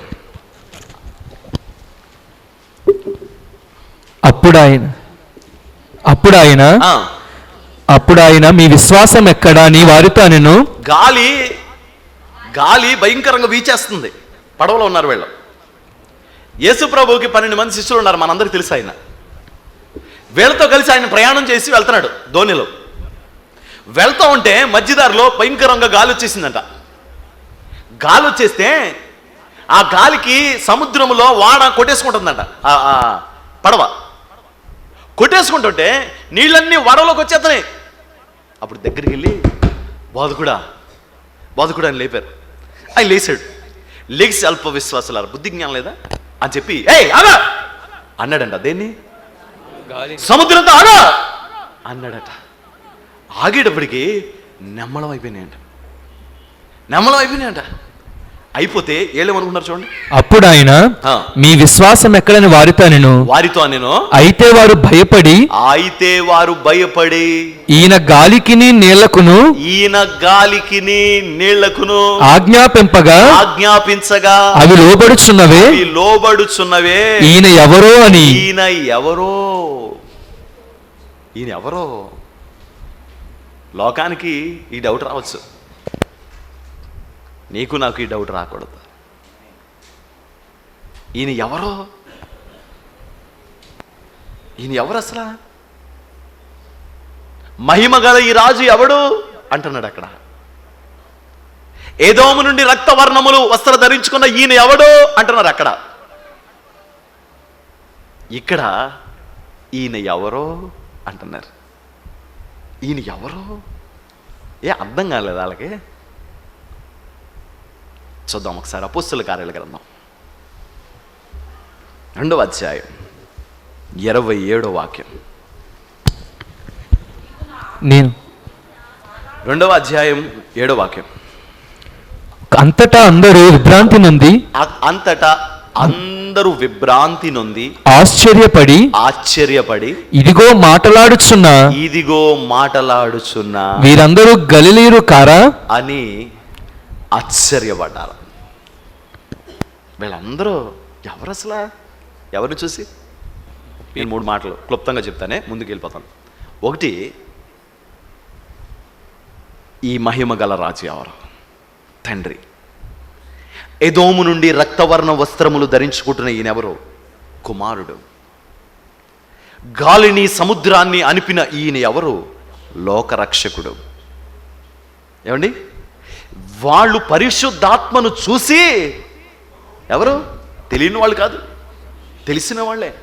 ఏమంటారు సార్? ఇది ఏమవునో, ఇది ఏంటిది? పరిశుద్ధాత్మను చూసి ఆశ్చర్యం వెళ్ళబోస్తున్నారు. లోకానికి నువ్వు అందరికీ ఎలా ఉంటావు? ఆశ్చర్యంగా ఉంటావు. నీకు ఒక మెసేజ్ ఇంతకుముందు చేశాను, వింత అనే మెసేజ్. మోషే వింతను చూడడానికి వెళ్ళాడు, వింతగా మారిపోయాడు. ఎక్కడ వింతను చూశాడు? అలాగే అపోస్తుల కార్యాల గ్రంథంలో అపోస్తులుల మీదకు వచ్చిన అభిషేకపు వింతను చూసి వచ్చిన వాళ్ళందరూ మారిపోయారు. దేవునికి స్తోత్రం. హల్లెలూయా, హల్లెలూయా, హల్లెలూయా. నేను ఎంతమంది గురించి చెప్పాను ఒకసారి చెప్పండి మీరు. తండ్రి గురించి ఏ వాక్యం చెప్పాను? మహిమగల ఈ రాజు ఎవడు అనే మాటల గురించి మనం చెప్పుకున్నాం. ఆయన ఎవడు అని ఒక డౌట్. సెకండ్, ఎదోము నుండి వచ్చుచున్న ఇతడు ఎవడు? కుమారుడు. దేవుని స్తోత్రం. లూకాసు వార్తలో కనబడుతున్న గాలిని సముద్రాన్ని అనిపించిన ఆయన ఎవరు? లోకరక్షకుడు. దేవునికి స్తోత్రం. హల్లెలూయా. నాలుగోది ఎవరు? పరిశుద్ధాత్ముడు గురించి ప్రజలు వింతగా ఫీల్ అవుతున్నారు. ఎవరు? ఏంటండి అలా భాషలు ఏంటండి, మాటలు ఏంటండి, ఓహో దర్శనాలు ఏంటండి, చర్చ ఏంటండి, ప్రార్థన ఏంటండి, అదేంటండి, ఇదేంటండి అని వింతగా ఫీల్ అయిపోతున్నారు. ఒకసారి ప్రకటన గ్రంథం చూడండి ఒకసారి. 7వ అధ్యాయం 13వ వాక్యం. 7వ అధ్యాయం 13వ వాక్యం. పెద్దలలో ఒకడు తెల్లని వస్త్రములు ధరించుకొని ఉన్న వీరెవరు? తెల్లటి వస్త్రాలు ధరించుకున్న వీళ్ళెవరో? ఇదేంటి వీళ్ళెవరు అంటే వీళ్ళకి తెలీదా? చెప్పండి. వీళ్ళందరూ ఎవరు? పరలోకానికి వెళ్ళిన పరిశుద్ధులు. మనకి జవాబు దొరుకుతుంది, కానీ వాళ్ళు డౌట్ వ్యక్తం చేస్తున్నారు. డౌట్ ఉందంటే వాళ్ళకి తెలియకపోతేనే కదా డౌట్ అంటారు, లేదా డౌట్ అని ఎందుకు అంటారు? ఎదోము నుంచి వస్తున్న ఇతడెవరు? మహిమగల ఈ రాజు ఎవడు? సముద్రాన్ని గాలిని గర్దించిన ఈయన ఎవడు? పరిశుద్ధాత్మతో నింపబడిన వాళ్ళను చూసి ఏంటి వింత? వీళ్ళెవరో? వీళ్ళంతా గలిలయులు కారా? కొత్తగా మాట్లాడుతున్నారు, వీళ్ళు ఏంటి, వీళ్ళలోకి ఎవరు వచ్చారు అంటున్నారు కదా. మరో మాట ఇక్కడ మనం చూస్తున్నాం, తెల్లటి వస్త్రములు ధరించుకుంటున్న వీరు ఎవరో? పరిశుద్ధపరచబడిన పరిశుద్ధులు. ఆమేన్, హల్లెలూయా. పరిశుద్ధపరచబడిన పరిశుద్ధులు, పరిశుద్ధుల సంఘం ఎత్తబడి వెళ్తా ఉంటుంటే వీళ్ళను గురించి వీళ్ళు ఎవరు అని, అంటే ఈ సమూహంలో ఎంతమంది ఉండుంటారో? తండ్రి, కుమారుడు, పరిశుద్ధాత్ముడు, పరిశుద్ధులు. దేవుని స్తోత్రం. ఒకసారి మరో వాక్యం కూడా మనం చూద్దాం. చూడండి, అపోస్తల కార్యాల గ్రంథం 4వ అధ్యాయం 13వ వాక్యం. అపోస్తల కార్యాల గ్రంథం 4:13. వారు పేతురు యోహానుల ధైర్యమును చూచినప్పుడు వారు విద్యలేని పామరులను గ్రహించి ఆశ్చర్యపడి వారు యేసుతో కూడా ఉండిన వారని గుర్తెరిగిరి. ఆశ్చర్యపడిపోతున్నారు, వీరు విద్య లేని పామరులు కదా, వీళ్ళు వాళ్ళేనా లేకపోతే వాళ్ళ కదా అని ఎవరిని చూసి ఆశ్చర్యపడుతున్నారు? వీళ్ళు సేవకులను చూసి ఆశ్చర్యపడుతున్నారు, అపోస్తులను చూసి ఆశ్చర్యపడుతున్నారు. వస్తున్న ఎన్ని మాట్లాడుకున్నాం మనం? ఒక మాటే కదా మాట్లాడుకున్నాం. వస్తున్నది ఏంటి, ఇది ఏమి? వస్తున్న ఒక వచనంలోంచి ఎన్ని డౌట్లు వచ్చినాయి చూడండి. ఎవరు వస్తున్నారు మీరు చెప్పండి. వస్తున్నది ఒక చిన్న చితక సైన్యం కాదు, ఒక పెద్ద సమూహం వస్తుంది. అందుకనే ఇందులో ఎంతమంది ఉన్నారు? ఆమేనండి. హల్లెలూయా, హల్లెలూయా, హల్లెలూయా. ఒక కొన్ని విషయాలు మీరు మనసులో పెట్టుకోండి. ఏంటో తెలుసా అండి? మందిరము ఎలా ప్రారంభమైంది, ఎలా ముగించబడుతుంది? మొదటి మందిరం ఎవరు, ఎక్కడున్నాడు? మొదట దేవుడు ఎక్కడికి వచ్చాడు? ప్రత్యక్షపు గుడారంలోకి వచ్చాడు కదా. ప్రత్యక్షపు గుడారంలోకి దేవుడు వచ్చి మాట్లాడుతూ ఉండేవాడు. ఏ కాలంలో? మోషే కాలంలో. నోరు తెరిచి చెప్పండి. కిందరికి వెళ్ళలేక ఉంటుందిలేండి. కొంచెం మీరు అంత డిసప్పాయింట్ అయిపోకల్లా. స్తోత్రం. ఏం చెప్తున్నాను? ప్రత్యక్షపు గుడారం ఎలా ఉంది? ప్రత్యక్షపు గుడారంలో ఉన్నాడు. అది ఎవరి కాలంలో? మోషే కాలంలో. రెండు ఆయన ఎక్కడికి వచ్చాడు? మందిరంలోకి వచ్చాడు. ఎవరి కాలంలో? సొలొమోను కాలంలో దేవాలయం కట్టేశారు. వాడు దేవాలయంలో ఉన్నాడు.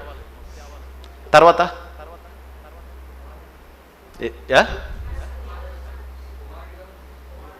కుమారుడిగా భూమి మీదకి వచ్చాడు. 3వ పాయింట్. ఎలా వచ్చాడు? కుమారుడిగా వచ్చాడు. అందుకే అన్నాడు, ఈ ఆలయాన్ని పడగొట్టండి, 3 రోజుల్లో నిలబెడతానన్నాడు. అప్పుడు వాళ్ళు ఏమన్నారు తెలుసా? ఆలయాన్ని పడగొట్టమంటావు ఏంటి అంటే, యేసు ప్రభు ఒక రిఫరెన్స్ ఇచ్చారు. ఏంటి తెలుసు? అది తన శరీరాన్ని గురించి యేసు ఈ మాటలు చెప్పిరని తరువాత ఆయన శిష్యులు గ్రహించిరి అని రాసి ఉంటుంది. యేసు తన దేహమును గురించి ఈ మాటలు చెప్పినని తరువాత ఆయన శిష్యులు గ్రహించిరి. ఎప్పుడు? లేచిన తర్వాత గ్రహించారు. మొదటి ఆలయం చెప్పండి ఎక్కడుంది? 2వ ఆలయం, 3వ ఆలయం యేసుక్రీస్తు దేహములో ఉంది. 4వ ఆలయం ఎక్కడుంది? మీ మొహంలో ఉంది, మనలో ఉంది. ఎక్కడున్నాడు? ఇన్నిసార్లు పాటలు పాడతారు, పరిశుద్ధాత్మలో ఉందంటారేంటి? ఎక్కడున్నాడు అండి? మనం ఏదైనా ఉందా పాట? దిగిరా ఆదరణకర్త. ఎక్కడ పోతాడు? ఈ మందిరంలోగా? ఎక్కడికి హృదయం బనేడి. నాకు రాదులేండి. తలుపు నొద్ద యేసునాదు. నాకు రావు, మరి పాడమాకండి. ఊరికే అంటున్నాను అంతే, నోటితో కొడుతున్నాడు. తలుపు తీతవా, వచ్చేస్తాడు. నాలో నీవు, నీలో నేను, నాలో నీవు, నీలో నేను, కలిసి ఉంటాలయ్యా, మనం కలిసి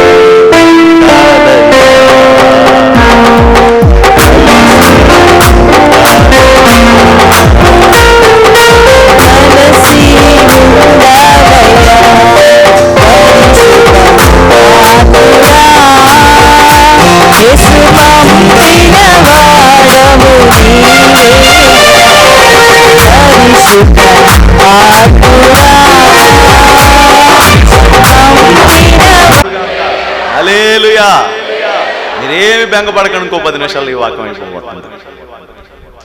దేవుని స్తోత్రం. ఎక్కడున్నాడు? ఎక్కడ? ఇప్పుడు మొదటి మందిరం ప్రత్యక్షపు గుడారంలో దిగి వచ్చాడు. గుడారం పైకి దిగి రాగానే ఒక మేఘం కనబడేది, వాళ్ళకి ఒక మహిమ కనబడేది.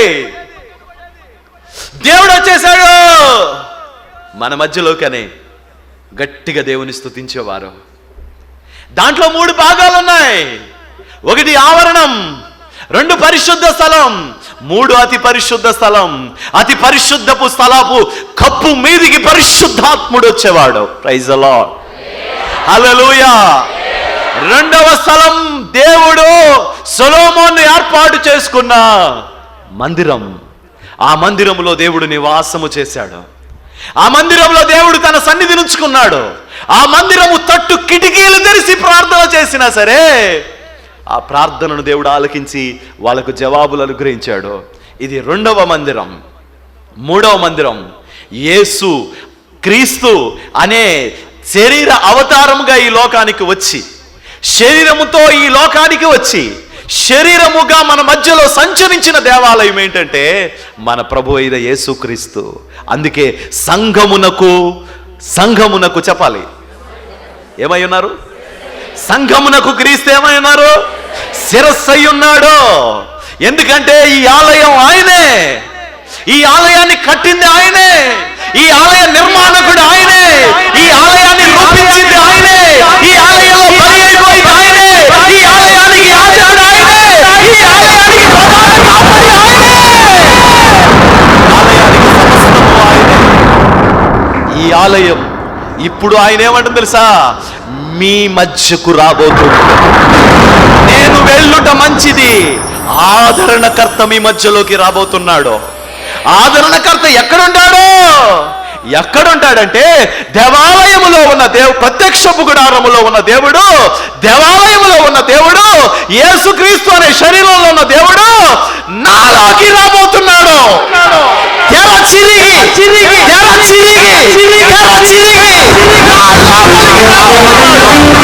బయట ఉన్న ఆ ప్రత్యక్షపు గుడారం, పాలమునకు బయట ఉన్న ప్రత్యక్షపు గుడారం, దేవాలయములో యేసుక్రీస్తులో ఉన్న పరిశుద్ధాత్ముడు నా లోపలికి రాబోతున్నాడు. ఎవరు వీళ్ళు? ఈ దేవాలయంలో కనబడుతున్న ఎవరు వీళ్ళు? ఆ తండ్రి అయిన దేవుడు ఎవరు? ఆ కుమారుడైన క్రీస్తు ఎవరు? పరిశుద్ధాత్మ ఎవరు? అందులో ఉన్న పరిశుద్ధులు ఎవరు? లోకానికి అర్థం కావట్లా. వింతగా అనిపిస్తుంది. వీళ్ళంతా ఎవరు? ఎంత గుంపు వచ్చేస్తున్నారు, ఎవరిలో? అయ్య బాబాయ్, పరమగీతంలో ఒక్క మాటలో ఎంతమంది ఉన్నారా? అవును, చాలామంది ఉన్నారు. పెద్ద సైన్యంలాగా వస్తున్నారంట. వెళ్ళబోతున్నాం పెద్ద సైన్యంలాగా. రారాజుని ఎదుర్కోవడానికి సమూహంలా వెళ్ళబోతున్నాం. లెక్కకు మించిన జనాంగంగా వెళ్ళబోతున్నాం. ఊహించని రీతిలో వెళ్ళబోతున్నాం. కోటలను కూల్చి భయపరిచి ఒక సమూహంలా వెళ్ళబోతున్నాం. లోకం ప్రతి సమయంలో నీ మీద డౌట్ వ్యక్తం చేస్తూనే ఉంటుంది. ఎవరు వీళ్ళో?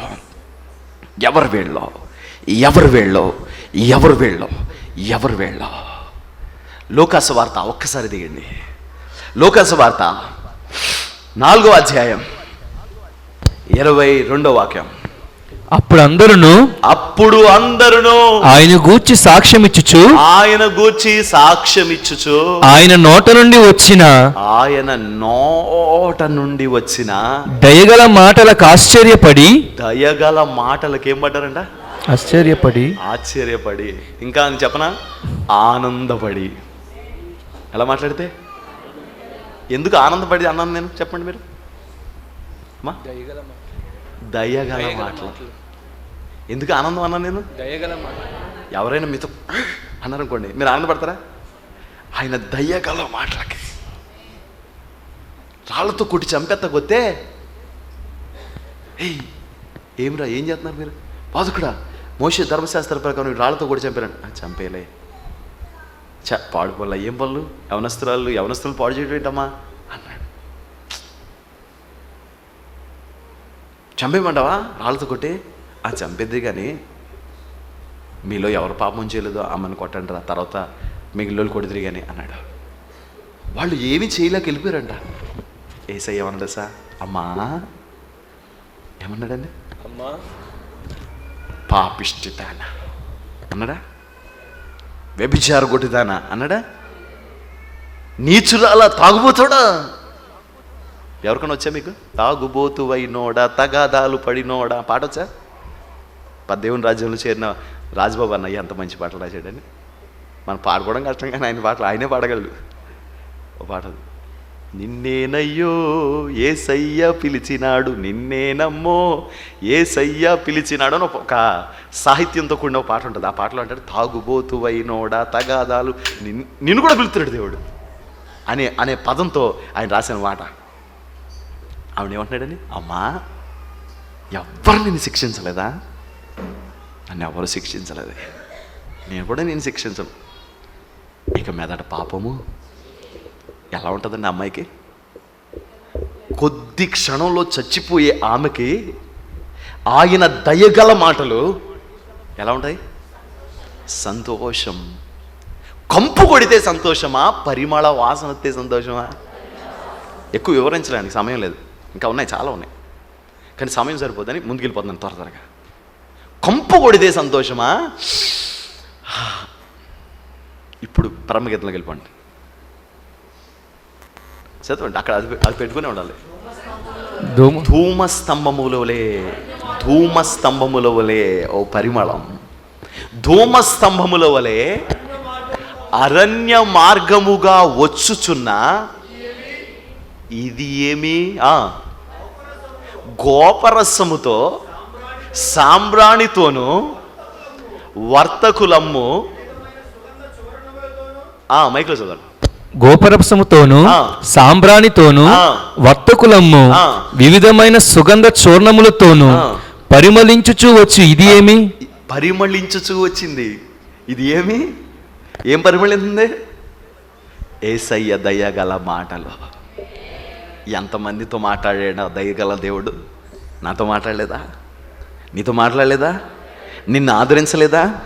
కంపు కొట్టే నిన్ను నన్ను క్రీస్తు పరిమళ వాసనగా మార్చాడంటాడండి భక్తుడు పౌలు గారు. ఎలా మార్చాడంట? పరిమళ. వెనక్కి తిరిగి చూసేటప్పటికి వచ్చుచున్న ఎవరంటే బోల్డ్ మంది వస్తారు, ఓకే, దాంట్లో ఏమొస్తుంది? పరిమళ వాసన. దేవునికి స్తోత్రం. పరిమళ వాసనగా నన్ను మార్చేసి పరిమళ వాసనగా మార్చేసి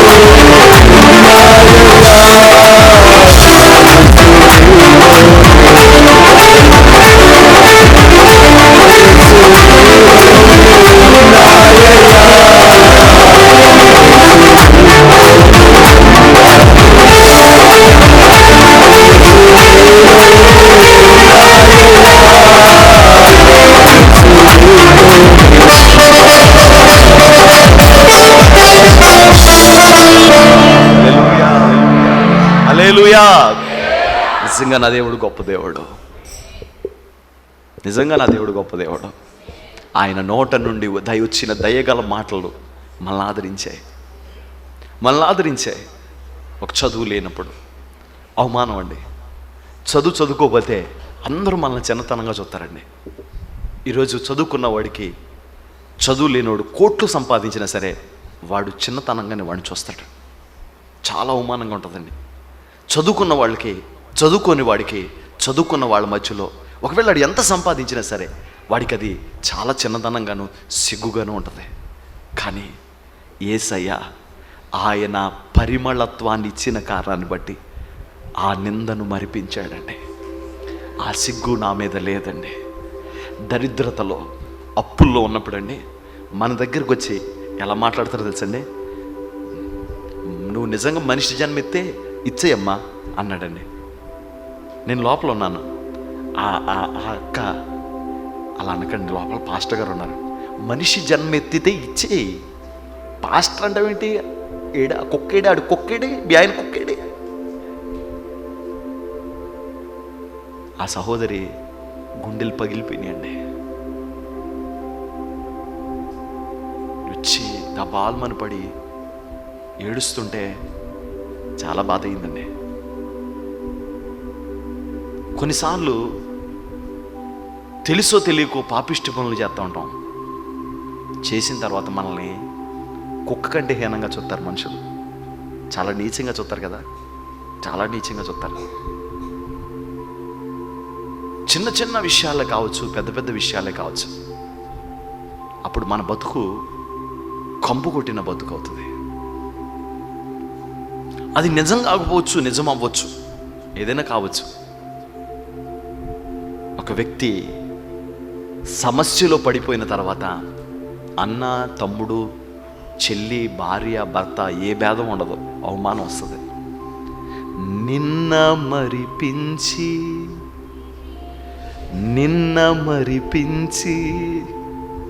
నిన్ను చూసిన వాళ్ళు నిన్న మర్చిపోయారు.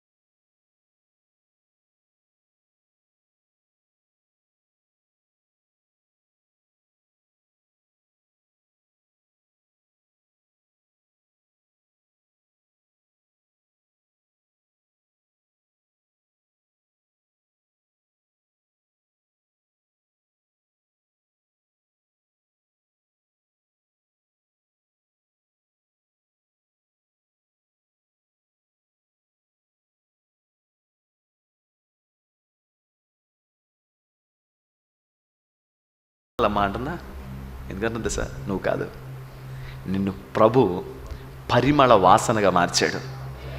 నిన్ను చూసిన వాడు ఇంతకుముందు గౌరవం ఇవ్వకపోవచ్చు, ఈరోజు తప్పకుండా గౌరవం ఇస్తాడు. ఎందుకు తెలుసా? నీలో క్రీస్తు పరిమళ వాసన మాటలు వచ్చాయి. ఆయన దయగల మాటలు వింటున్నప్పుడు ప్రజలు విస్మయం పొందారు, కాదు సంతోషపడ్డారు, కాదు మహానందం పడిపోయారు. అందుకే ఏం చేసింది తెలుసా అమ్మ? అత్తరుబుడ్డు పగలగొట్టేసి ఆయన పాదాల మీద వేసేసి ఎంత సంతోషపడు అని ముద్దులు పెట్టేసుకుంటున్నట్టు. ఏమా, నిన్న మరిపించి నిరీక్షణనిచ్చి ముందుకు నడిపించే నా కాపరి. ఊరికే సరదాగా రోడ్డు మీద వెళ్ళిపోతా పాట రాసేయడం ఈ కాదు, బోల్డ్ లింక్ అప్ అయి ఉంటాయి. మీరు ఏ పాట అడగండి, దాని వెనకాల నేను కథ చెప్తాను, పెద్ద కథ చెప్తాను. ప్రతి సందర్భానికి పదం ఉంటుంది. మీరు ఏ పాట అయినా చూడండి, ఆ పాట ఒక సందేశాత్మకంగా ఉంటుంది. నిన్న మరిపించాడు, రెండో చరణంలో అమ్మను కూడా మరిపించాడు, మూడో చరణంలో లోకాన్ని కూడా మరిపించాడు. మాకు సంతోషం ఏంటో చెప్పనా? ఈ మందిరమే, పరిచర్యే, దేవుడి సేవే, అన్నీ మర్చిపోయామండి. ముందేం మరిపించాడు తెలుసా అండి? నా అవమానాన్ని మరిపించాడు, నా నిందను మరిపించాడు, నా కష్టాన్ని మరిపించాడు, నా పాడు జీవితాన్ని మరిపించాడు, నన్ను ఇప్పుడు పరిమళ వాసనగా మార్చాడు. యేసయ్య దయగల మాటలకు వాళ్ళు విభ్రాంతి నొందుతున్నారు, ఆశ్చర్యపడిపోతున్నారు. ఏంటి ఈ మాటలు, ఏంటి ఇలా మాట్లాడుతాడు, ఏంటి ఇలాంటి వాళ్ళతో ఇలా మాట్లాడచ్చా? ఇలాంటి వాళ్ళతో కూడా ఇలా మాట్లాడగలిగిన వాడు 2000 సంవత్సరాల కిందట శరీరధారిగా ఈ లోకానికి వచ్చిన యేసయ్య ఒక్కడికే సాధ్యం. యేసయ్య ఆత్మతో నింపబడిన సేవకుడికి, విశ్వాసికి మాత్రమే సాధ్యం. అందుకే సంతోషం అని ఇలా హత్తుకుని మన వాళ్ళు కూర్చున్నారు. ప్రైజ్ ఎలా. ఆ దొంగడు 100 రూపాయలు వేసాడు, కానీ ఆమెను పట్టుకున్నాడా? తిట్టుకున్నాడా? ఆడు దొంగడు 100 రూపాయలు వేసాడా? ఆడు ముష్టి 100 రూపాయలు వేసాడు. ఆమె ఒక మాట ఉంది, గెట్ అవుట్ ఉంది. నేను అనను అన్న మాటకి ప్రభు వాళ్ళని పోషించాడండి. ఎక్కడెక్కడో వెళ్ళిపోయి, మీకేం కావాలి? ఇల్లు కావాలా, బట్టలు కావాలా, మేము చూస్తాం, మీకు ఒక ప్రతి నెల ఒక ఇన్కమ్ ఇస్తాం. ఎంతోమంది ఏమండి, ఒక్క సాక్ష్యం, నీ బ్రతుకు ఒక్క సాక్ష్యం నువ్వు ఇవ్వగలిగితే, నీ బ్రతుకులో ప్రభు కోసం నువ్వు ఒక్కసారి నిలబడితే ప్రభు నీ జీవితాన్ని విప్లవాత్మకంగా మారుస్తాడు. అనేకులు ఎదుట పరిమళ వాసనగా చేసేస్తాడు. సంతోషమ్మా, ఎన్నిసార్లు ఆ రైల్వే ట్రాక్ మీద నువ్వు వెళ్తున్నప్పుడు కూడా కూర్చుని ఉంటుందో తెలుసా? కానీ దేవుడు సంతోషమ్మను గణపరచాలనుకుని ఆడిని రేపాడు. ఆడిపోయి ఆమెనంటే ఆ కుష్టి అందరూ అన్నారు, ఒరే కుష్టి ఆమె కాదురా నీకురా, పనికి మళ్ళీ ఆ కుష్టి ఆమె కాదురా, కుష్టి నీకురా, కుష్టి ఆమె కుష్టి కాదురా, ఆమెది కుష్టి కాదు. దేవునికి స్తోత్రం, హల్లెలూయా. ఆడితోనే చెప్పించాడండి దేవుడు. ఏమని? ఎల్లో ఇలా అన్నాడు. మనం ఎవరంట? ఎలా ఉండాలి? నికాల్స్గా ఉండాలి, పరిమళ వాసన వచ్చేయాలి. మనం వెళ్తుంటే దుర్వాసన రాకూడదు. చిచే దీని బతుకు చెడా అని ఎవరు అనుకోకూడదు. నీ గురించి చిచి ఈడా అని అనుకోకూడదు. నీ నిన్న నేను అడగను, నీ నిన్న నాకు అనవసరం, నువ్వు ఇప్పుడు నాకు అవసరం. ఈ క్షణంలో నువ్వు నాకు అవసరం. నువ్వు ఎలా ఉన్నావు అనేది నాకు ప్రస్తుతం అవసరం. నువ్వు గనుక సిద్ధపడి మారు మనసు పొంది వస్తే నిన్ను నేను ఎలా మారుస్తాను తెలుసా? పరిమళ వాసనగా మారుస్తాను. ప్రైజ్ ది లార్డ్, హల్లెలూయా. ఒక చిన్న ప్రశ్న అడుగుతాను. 100 గంధపు చెట్ల మధ్యలో ఒక పిచ్చి చెట్టు ఉందనుకోండి,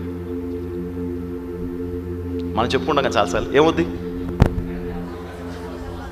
గంధం చెట్టు అవుతుంది కానీ గంధం వాసన వచ్చేది, సేమ్ ఫ్లవర్ దిగిపోద్ది. ఇంకా నూరండే మీరు అదే ఫ్లవర్, ఇంకా తిరగలేదు. ఏంటి నా మాట బాగా వినండి. 100 పిచ్చ చెట్ల మధ్యన ఒక గంధ చెట్టు ఉందనుకోండి, పిచ్చ చెట్టు మారదా? అది యేసయ్య అంటే. అర్థమైందా మీకు? నువ్వు 100 మందిలోకి వెళ్ళినా నువ్వే, కానీ మీరు అందరూ కలిసి ఒక్కడిని తీసుకొచ్చి ఇందులో మధ్యలో పెట్టారనుకో, ఆడు మీలా మారతాడు. దేవునికి స్తోత్రం, హల్లెలూయా. ఒరిజినల్కి అంత తేడా ఉంటుంది. 100 పిచ్చి చెట్ల మధ్యలో దాన్ని పెట్టేసి ఇది పిచ్చి చెట్టు అవును గాక అంటే అవదా? ఎందుకు అవుతాయి? నికార్సైన వాళ్ళం, రక్తంతో పుట్టిన వాళ్ళం, యేసయ్య అభిషేకంతో పుట్టిన వాళ్ళం. వారు రక్తము వలనైనను శరీరీచ్ఛల వలనైనను మనుష్యేచ్ఛల వలనైనను పుట్టిన వారు కాదు. మరి దేని వల్ల పుట్టిన వారు? వారు ఆత్మలో. ప్రైజ్ అలా, హల్లెలూయా. ఆ రోషం ఉండదేంటి మనకి? ఆ మాత్రం ఉండదేంటి మనకి? దేవునికి స్తోత్రం. మనం చచ్చినా సరే చస్తామే కానీ ఆ చేయించిన ప్రతిమకు మాత్రం నమస్కారం చెప్పం. పరిమళ వాసన కాదా? యేసయ్య పరిమళ వాసన. మనం కూడా ఆ గంధపు చెట్టుతో ఉన్న మనమందరం కూడా హల్లెలూయా. ఏ వాసన అవుతున్నారు? ఏ వాసన? పరిమళ వాసన. పరిమళ వాసన అంటే మీరు పర్ఫ్యూమ్ కొట్టేసుకున్నారు కానీ మొన్న ఒకళ్ళు కొయిట తెచ్చేసి సంటి తీసుకొచ్చారు. మరి అదేమో తెలియదు కానీ నాకు కొన్ని పాటలు ఎంత ఉంది, బుడగలా ఉంది, అది చాలా ఖరీదు ఉంటుంది, ఇంత ఉంది. అసలు అసలు నేను పౌడర్ కూడా రాసుకునేవాడిని కాదు. నేను పౌడర్ కూడా రాసుకునేవాడిని కాదు. ఇప్పుడు అన్నీ అవసరం. ఇప్పుడు మీరేం చేస్తారంటే టిష్ టిష్ టిష్ టిష్ పరిమళ వాసనగా ఉండాలండి. అలాంటివన్నీ కొట్టేసుకున్నారనుకోండి, అలా అని రేపు పొద్దున్న చెమట వాసనతో రామాకండి. శుభ్రం కొట్టుకోండి, ఏం బయలా, ఏం బాధ ఏం లేదు. నేనేం అలాంటి వాటికేమి పొద్దున్నే లేపాలి. కొంతమంది చెప్తారా హల్లెలూయా స్తుతి మహిమ.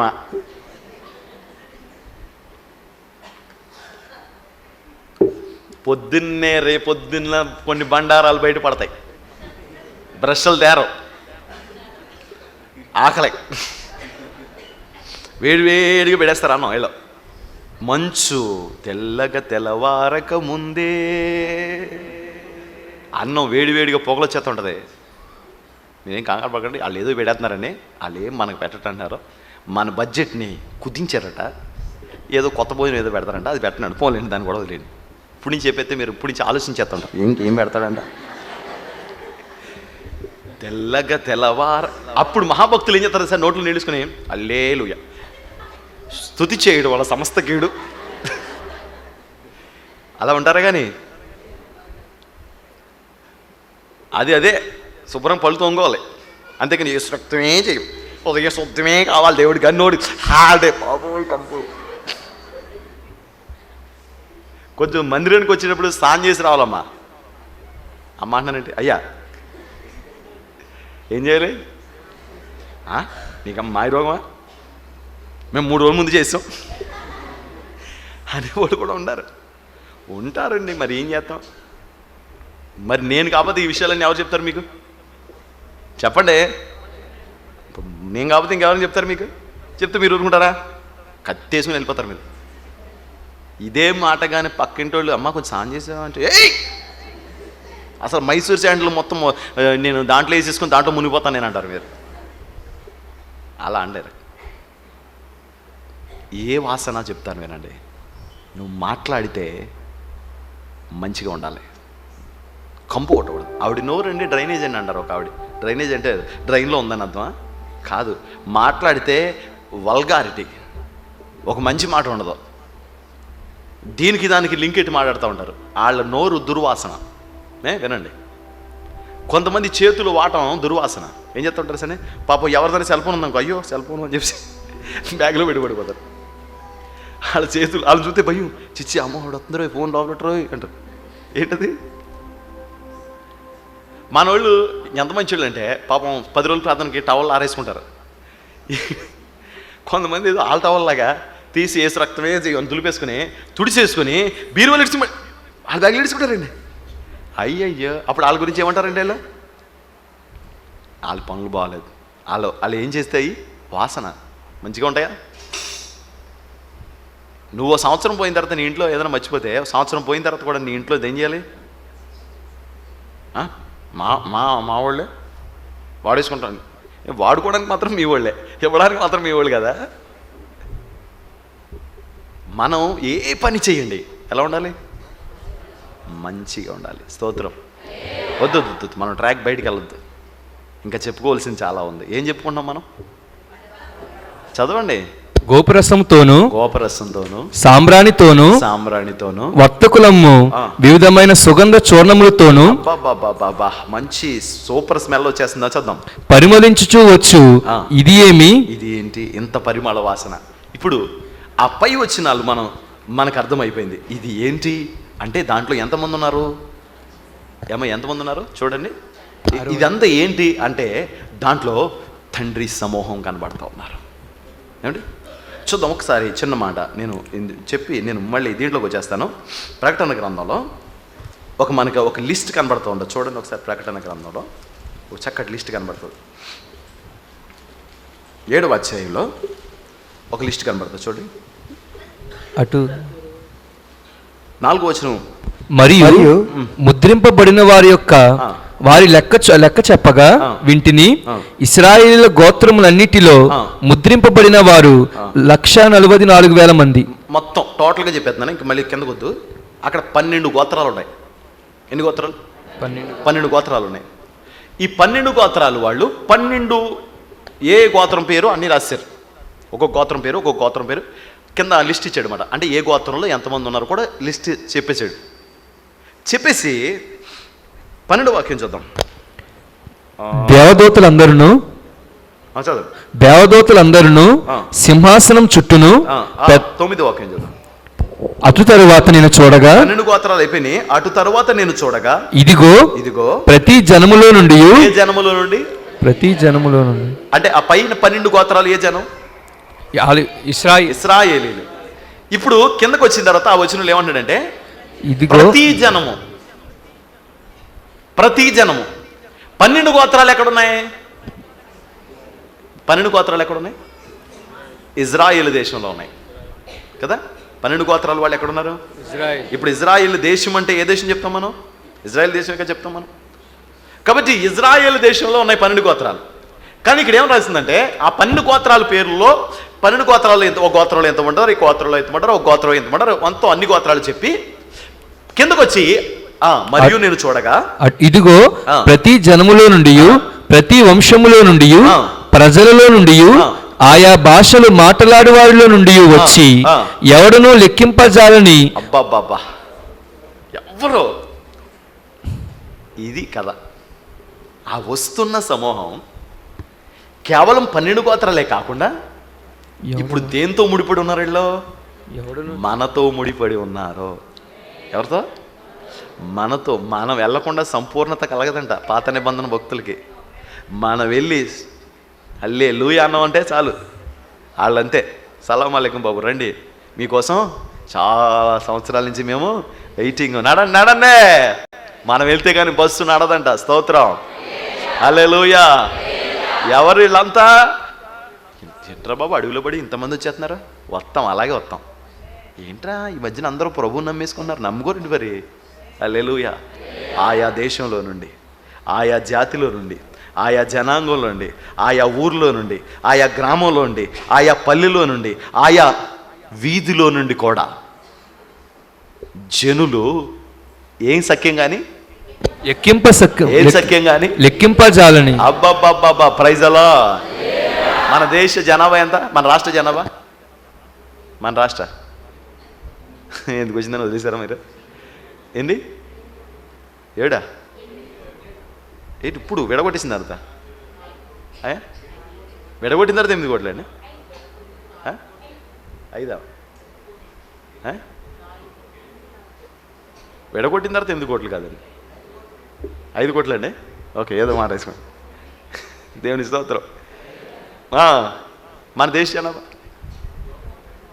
130 కోట్లు పైనే.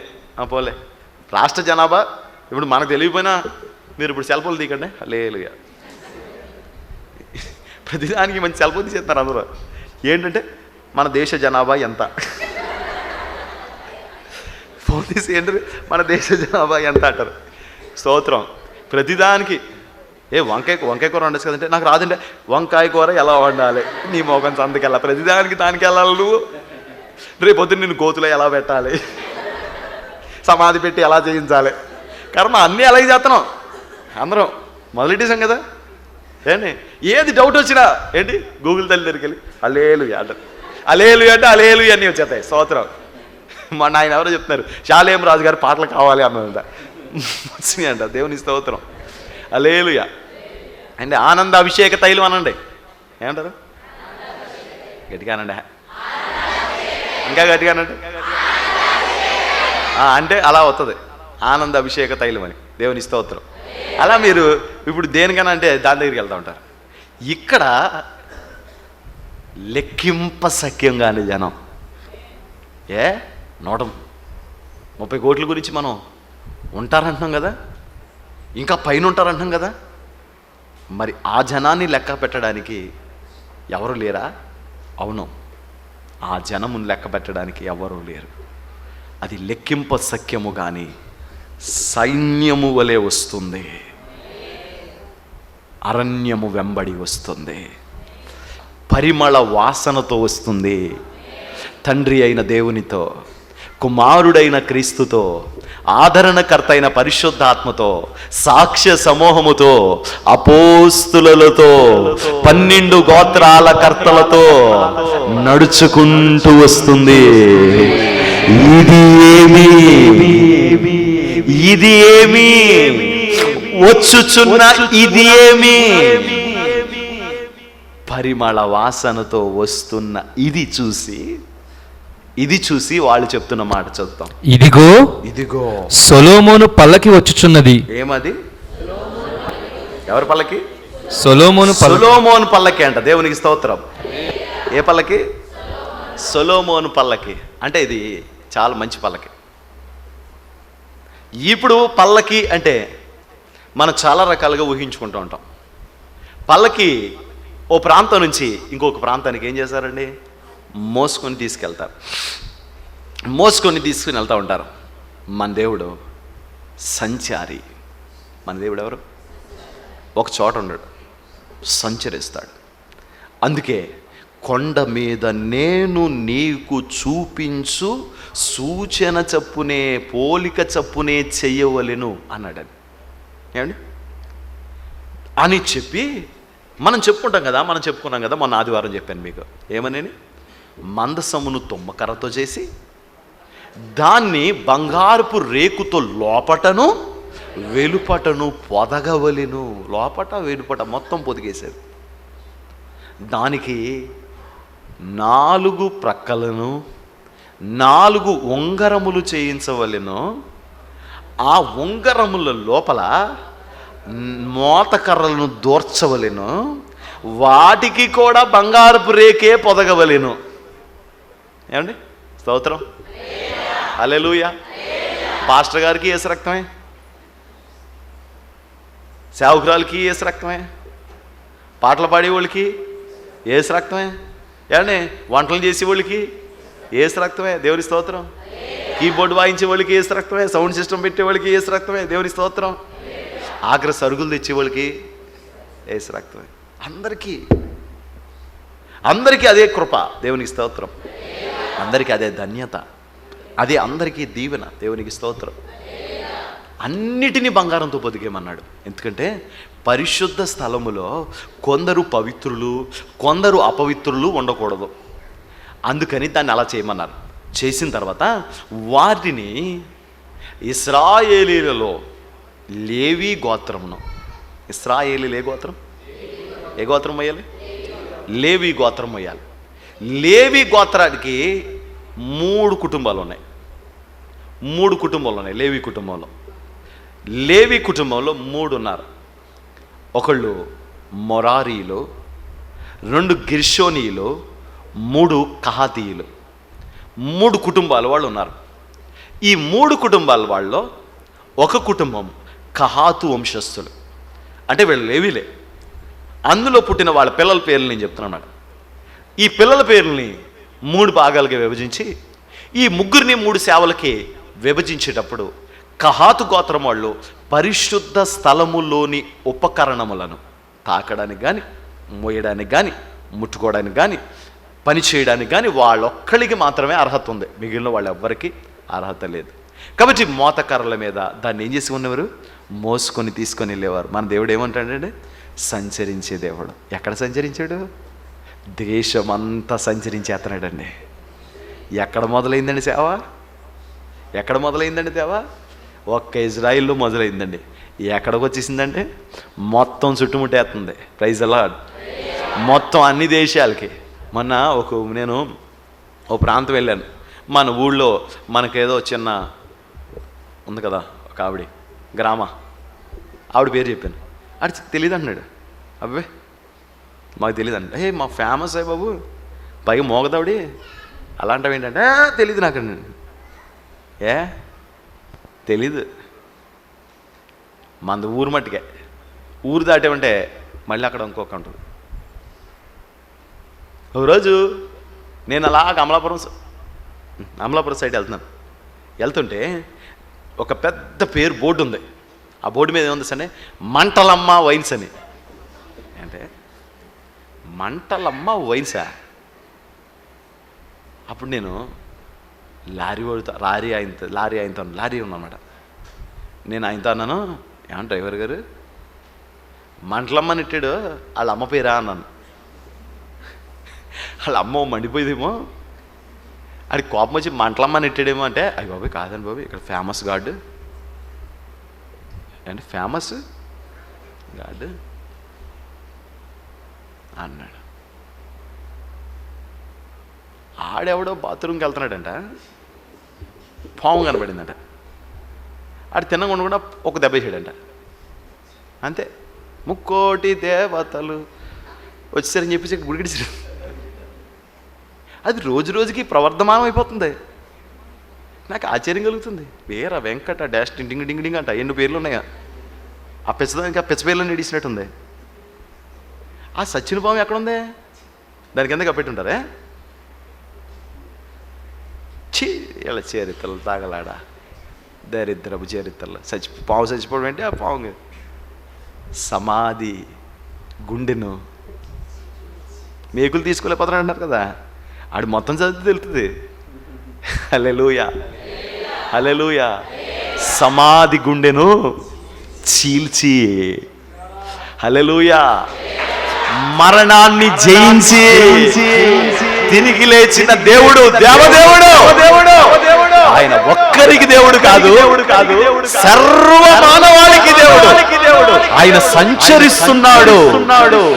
మీరు సర్వలోకమునకు వెళ్ళండి, మీరు సర్వలోకమునకు వెళ్ళండి, సర్వ సృష్టికి సువార్త ప్రకటించండి అన్నాడండి. అంటే ఆయన ఏం చేస్తున్నాడు? సంచరిస్తున్నాడు. నేను ఇక్కడే ఉంటాను. పెద్దోడి దగ్గర మొక్కుకునంటే చిన్నోడి దగ్గరికి వెళ్ళచ్చంట. అర్థం చేసుకోండి. మనం అందరూ అదే గ్రూప్ కదా. కొంతమంది తెలియని వాళ్ళు పాపం దగ్గర చూస్తున్నారు. పక్కన అడగండి, నన్ను అడగండి. పెద్దోడి దగ్గర మొక్కునంట చిన్నోడి దగ్గరికి వెళ్ళచ్చంట. కానీ చిన్నోడి దగ్గర మొక్కుకొని మాత్రం పెద్దోడి దగ్గరికి వెళ్ళకూడదంట. ఎన్ని కొండలు ఉన్నాయి వాళ్ళకి? మీరు మాటలు అనుకోండి, మనసులో అనుకోండి, పైకి అంటారండి పిచ్చోళ్ళారా ఏంటి అని పోనకొచ్చి అవి వెళ్ళకూడదు. మా చిన్నప్పుడు ఏమైందంటే, మేము ఇక దగ్గరలో ఉన్న ఊరు వెళ్ళేవాళ్ళు వాళ్ళండి. ఊరు వెళ్ళామని చెప్పాను కదా, మళ్ళీ ఏ ఊరు అని అడుగుతారేంటి? ఊరు వెళ్ళామని చెప్పాను కదా, మళ్ళీ ఏ ఊరు అంటే నేను చెప్పేది అంత డీటెయిల్స్ చెప్తారేంటి? ఏ ఊరు వెళ్ళామని ఊరు వెళ్ళామని చెప్తాను అంతే. ఈ లోపల ఏమైందంటే, ఆ కోళ్ళు అందరూనే నువ్వో కోడి కోసం కస తెగ నరుగుతుంటారు. మనకి తలకాయలు తీసుకుంటారు, కోడి మనకి ఇచ్చేస్తారా? కోస్తారు అంతేనండి. కోడిని తీసుకోడన్నాడు పోలే మొత్తం కస చేస్తాడు. ఈలోగా ఏమైందంటే రూమ్లో ఒక రూమ్ ఉంటే దిక్కుమాల రూమ్ ఒకటి తీశారు మాకు, అంటే మాకు కాదు మా సామాన్లు పెట్టుకుంటాక అన్నీ. ఈలోగానే ఏమైందంటే అక్కడ కోళ్ళన్నీ కోసారు. కోహితే ఒరే గిన్నె అట్టుకురారా అని చెప్పేసి మా వాళ్ళు తట్ట అయితే తట్టుకురమ్మన్నారు. మేము పరిగెట్టుకుని వచ్చాను తట్టుకుని, అంటే కోళ్ళు చచ్చిన కోళ్ళు వేసుకుని వస్తామని చెప్పేసి కాల్చేస్తారన్నమాట. ఈలోగానే అంటుంది ఒక ఆవిడ, అమ్మబాయ్ అమ్మ వచ్చింది అని చెప్పేసి వెళ్ళాను. అమ్మ ఏమంటుంది అని వెళ్ళాను.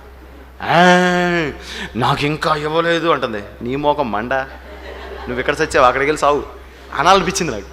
నాకు ఇంకా ఇవ్వలేదు అంటుంది. అప్పుడు కోసి అరగంట అయింది, ఇంకా కోయలేదు.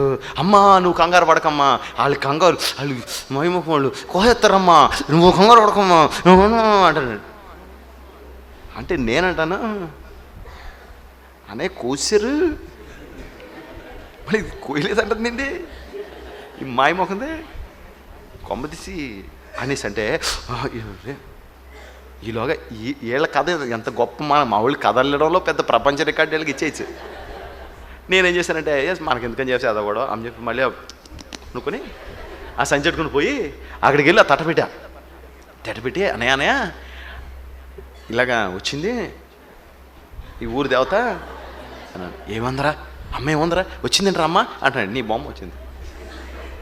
ఏమొచ్చింది అది ఏమంటుందంటే మనం కోళ్ళు కోసామా, కాల్పుకి పట్టుకెళ్ళామా, కొయ్యలేదంటుంది కోళ్ళు అంటే.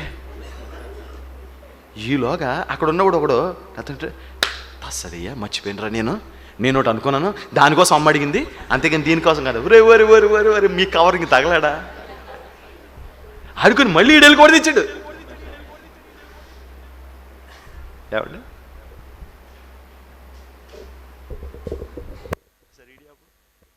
ఒకసారి వీడియో ఏ దేశంలో కూడా యేసు అన్న మాట తెలియని దేశము ఉండదు. దేవునికి స్తోత్రం, హల్లెలూయా. ఈ లోక దేవతలంతా ఆయన ముందర,